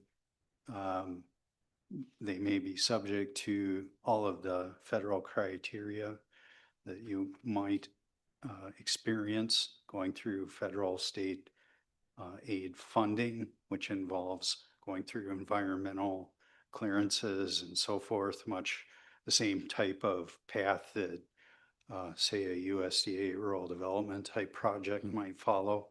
And so that can get intensive with some of the administrative work that goes along with those funds. So it's something to be aware of. And if I could comment too, there are different designations, as David know, based on federal shovel ready and state shovel ready. What's determined to be whether the property itself is determined to be shovel ready. There's variables involved with that. So I guess it'd be interesting. I mean, we do that. I mean, we have properties that are designated in Crow Wing County. There's 3 currently that are identified as shovel ready sites. And it's a designation that Widseth does that. So we've had them do one of our sites, but it's a state designation. I don't know if these are federal dollars, whether or not this is something that would be required to dig deeper to determine whether it's the site that you're picking is shovel ready. Those would be my experiences with it and my questions. I'm happy to look through it. I'm sure Dave is as well, but happy to look through whatever they're sending through to you. Just to see where it's defined. Yeah, I get, 100%. Pretty sexy email. It is. Yeah. The state's and put very, very vanilla. Mhm. Outside of the fact that it states here, and I quote, for fiscal year 2026, the 15 projects selected by the congressman, assuming Pete Stauber, were successfully signed into law. You can review those projects selected there. Dave, do you have that up by chance, or perhaps Maggie? I could not get that link to open on my end for some reason. But without knowing what those projects were, would our piece of grass, the 78 acres that's been acquired out Southtown, is that not considered shovel ready? I would say that based on the state's definition, it would not be because there's currently not water stubbed to the property. That's the property, the 3 properties in Crow Wing County that are deemed shovel ready have all utilities directly stubbed to the property. as well as the environmental studies completed on them. That would be, to my knowledge, that would be the only thing missing would be the water piece of that. City water has to be is the missing piece. That's what's defined, that's how the state defines shovel-ready. What about what about a city-owned well? But we don't also know that whether or not that is deemed on whether there's a time frame around how Well, let me ask you what this, water Doug. would get to it. Let me ask you this, on Sure. would water infrastructure be appropriate for this? Aaron, 70 acres. Sure, yeah, that would enhance the, viability of that property for commercial highway development as its own. But the kicker is here, it says projects should be considered shovel-ready and have broad community support. And by my gauge of the last 14 months, the notion of city water is not popular. I believe it's under the notion and the guise that one, they'd be paying, the residents of Nisswa would be paying for it themselves via tax, and two, that they were going to be mandated to hook up, which I hope we debunked clearly at the last town hall in the fall in regards to what happened with the city sewer rollout. I can dig in, I'm happy to dig into this and get you an answer back to Maggie that she can share with the council within the next week. Yeah, that'd be great. Please. I think. Happy to do it. Another thought that came to my mind was emergency services facility, fire, police, ambulance bay, helipad, Mhm. Which was the main driving catalyst in our early discussion, 24 council for that property too. I know a couple of the projects that were okayed in the past had to do with water, but it was to upgrade water systems that were currently within the municipalities. Not new ones, huh? Okay, Yeah. well, We have the whole parks thing too, if that's a possibility. Yeah. And I'll be able to find the projects that were approved last year and. Okay. and I'm sure we can, I can talk to Dave too, we can figure that out, but happy to help. Super, thank you. Okay, state's council action, but do we need council action I on don't, that? I don't think Just that get there, back to us. I don't think that there is right now. Yeah. The downside is that the deadline's March 7th, so I think at this rate, it's gonna be up to the city staff to drive this forward, so good luck. Well, we're not gonna be back here for 2 weeks after the 7th, so. Okay, next item, RFP for labor attorney council action. We discussed this in the January meeting of putting the request for proposal back out to offer our current labor attorney group and future potential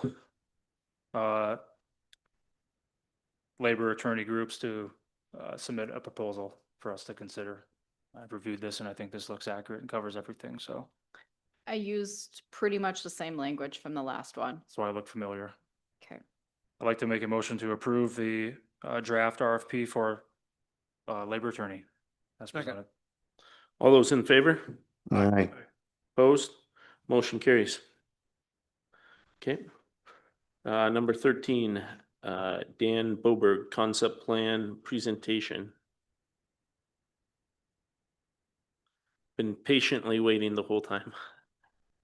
Dan, will you just hit the middle so the green light turns on? Thank you. All right.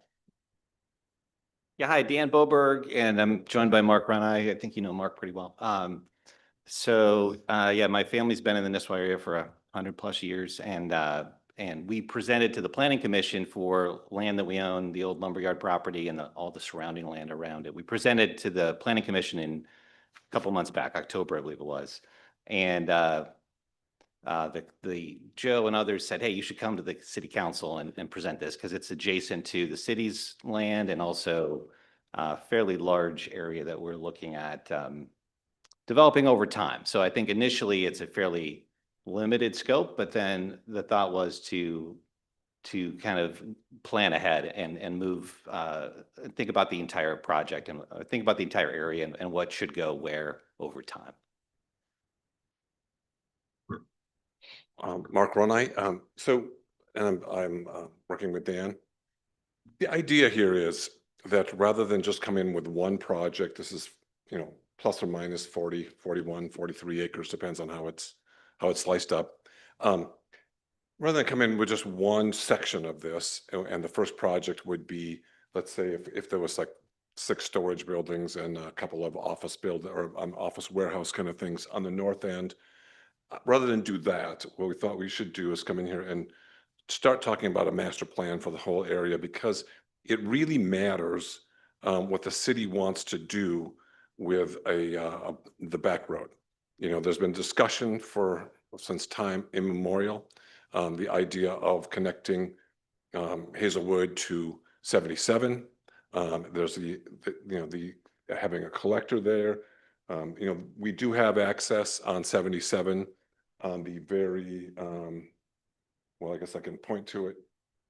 So the access that exists right now is on 77 right here.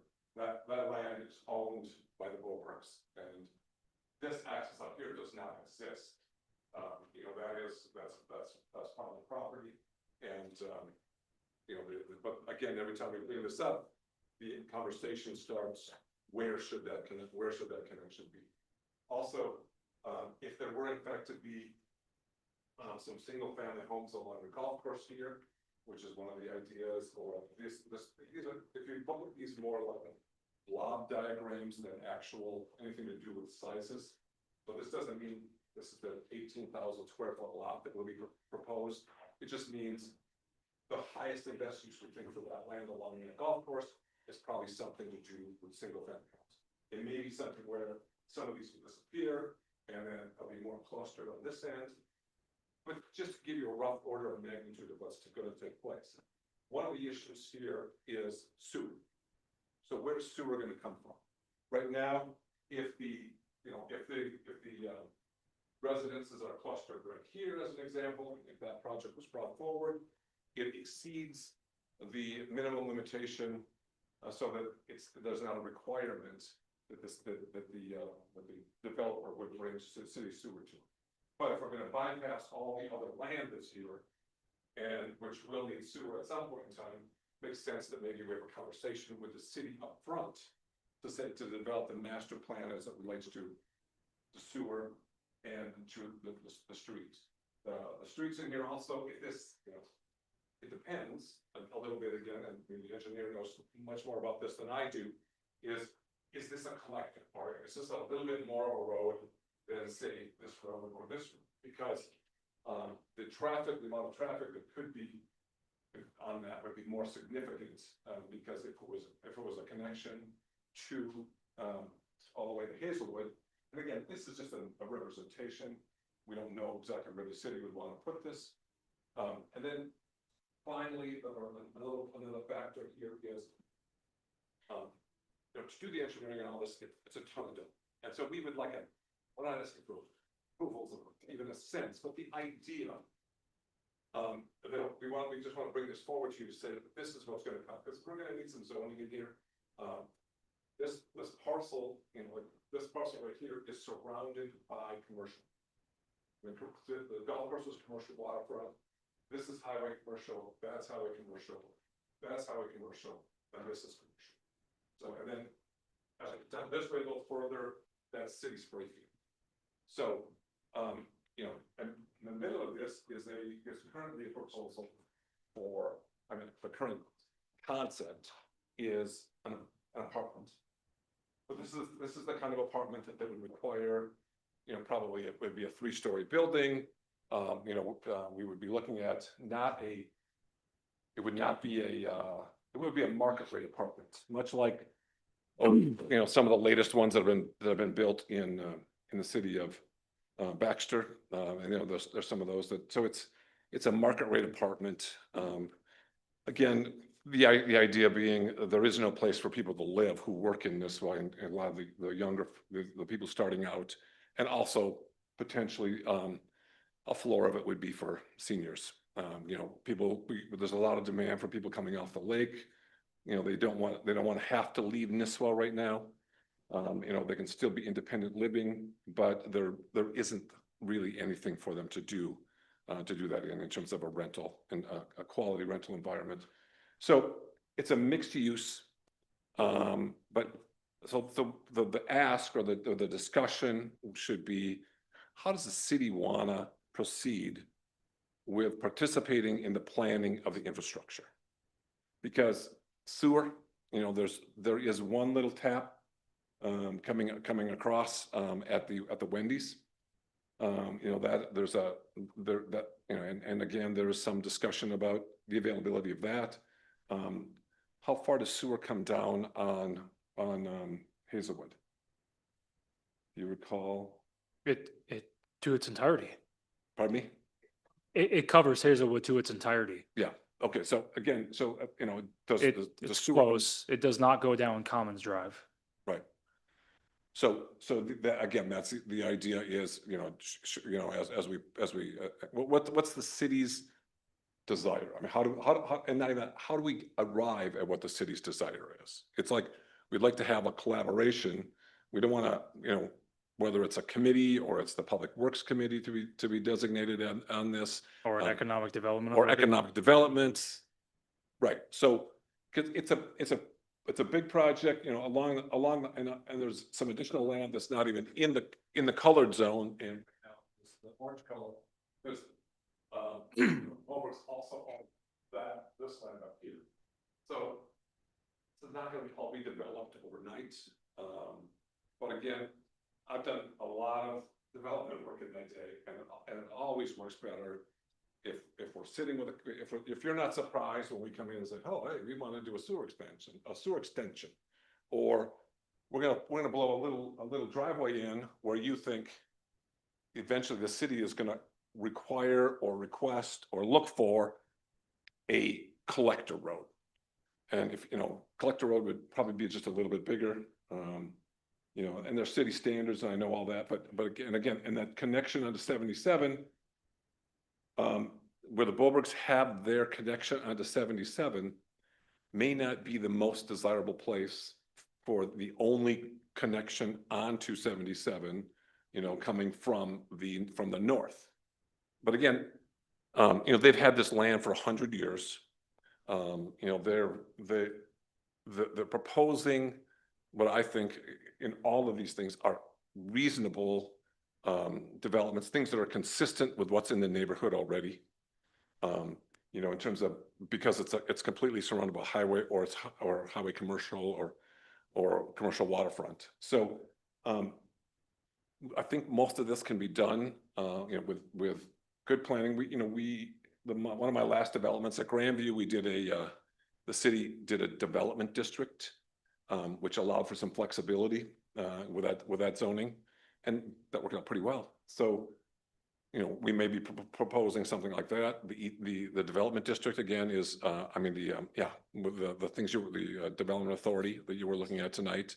One way to fund some of this there could be some TIF potentially to put in some of these city infrastructure because there's infrastructure here that's going to serve more than just this property.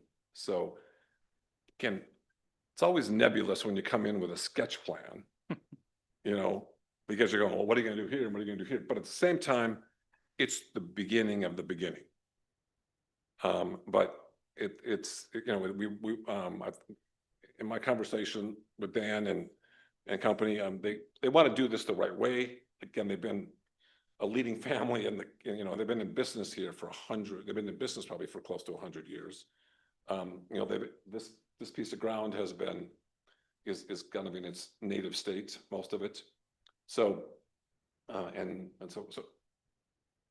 before we start talking to our neighbors and doing some other things, so you hear it third hand, we wanted you to know, what's going on, or at least what we're proposing. So, any questions? And Dan, you want to add anything?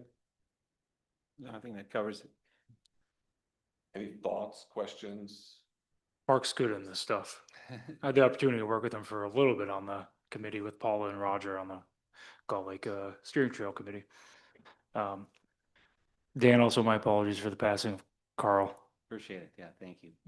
The Boberg family's legendary in this town, and I had the opportunity to grow up next to Ingebrigt and the Creek property where my family's been since early 90s. And yeah, family's been great. And when I first learned of this, it was on the social media app, Backdoor, which I call it. I will not acknowledge it by its real name because it's where people take to backdooring each other. I saw this and I was like fascinated, but it goes back to the city's involvement in this. And there's going to be a lot of levels from planning and zoning to the public works aspect, of course, which is where I think in the EDA coming into play, it's just going to help with discussions. And even just if it's just discussions, it's going to help that. But the Backage Road piece, I think, I first saw that notion 3 years ago, maybe 4 years ago. But the city's going to have, from my perspective, its hands full, I would imagine, with the property that we've acquired in December of 24, the 78 and some acres just to the south of 77 there. So it's very intriguing. I don't think I have any questions because Mark tends to nail it on the head every time. And if I do, I'll just walk across the street to you guys' new office and inquire. But the proposal within the high density piece, my only question is on that is there any detail into ideas of what you would like to do within there above and beyond what you've explained? The blue area there, let's say it's something between, initial concept would be 24 to 48, apartment, like a 3-story apartment building. This would be something that would be a nice apartment building. It would be a market rate apartment building. It's, if you look at the ones that are, the new one that was built in Baxter, kind of behind the Quick Trip there, that's a market rate apartment. That's the kind of thing that we're talking about. Something very presentable, some amenities, all those kind of things. And then the blue across from it, the small blue, might be a couple of duplexes or something. The hot pink, the fuchsia, I guess is what it is. The fuchsia is, there's in my real estate business, we're getting a lot of call for snowbirds. Somebody who wants to be here for 6 months a year and then wants to get out of Dodge. And they don't care so much if they're on the lake. They've got friends in the area. They've got, a house in Texas and they want to have a place up here. And some of that could be the long-term rental. Some of it could be ownership. So we're still doing some market studies on all of that. But there's an element in there that could be some short-term rentals. Again, but it would require the proper zoning, and since it is butting up against commercial waterfront, surrounded by commercial, not really a spot zone, the way we look at it.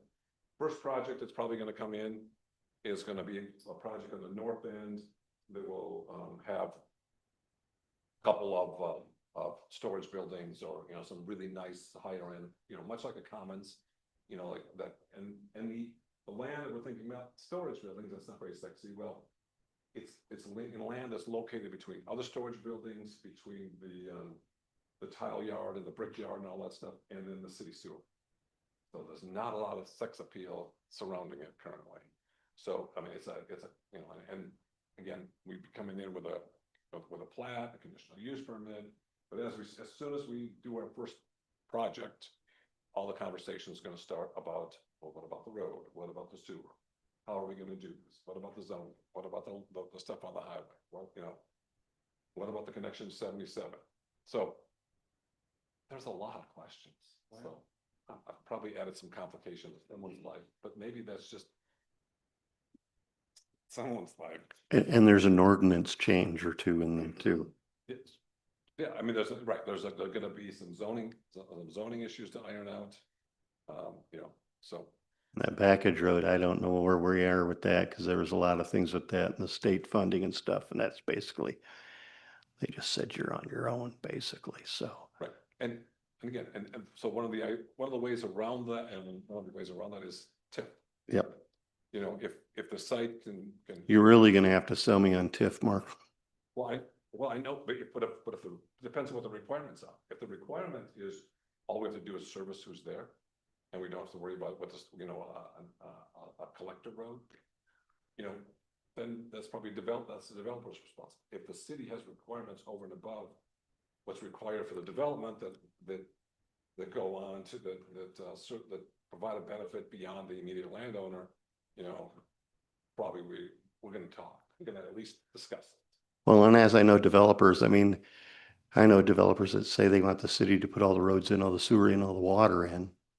And I know other developers that put it all in and put the cost off onto the property. So, yeah, that'll be a long discussion. But I think the best thing is to put that through, you know, the EDA, get there because they can run it, they can keep up to on everything going there, and then work with, okay, we see you want to do this, that'll have to be an ordinance change, that'll have to be, you know, zoning change, whatever. And that would be the easiest, that'd be the fastest way and easiest way. Only question I have for you two gentlemen is there a timeline in which you're trying to target or pursue that you're willing to disclose here? Well, I think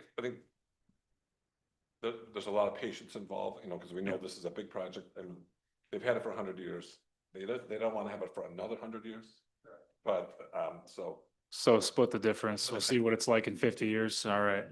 If you're building senior residency, I might move in there. over the next couple of years, I mean, they'll if we bring in an initial project on the north end, we would bring it in with some after some conversation and consultation about what might be coming next. And I think it's going to take some time for the city to think, do they actually need anything from this?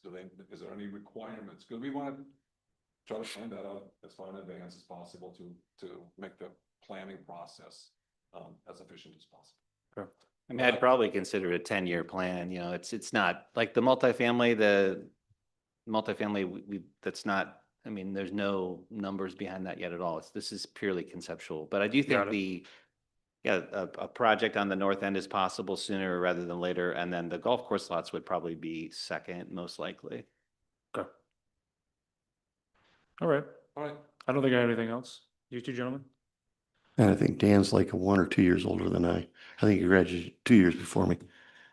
And Eric, that was, you know, I mean, Yeah, good to see you he's again. basically my neighbor, so.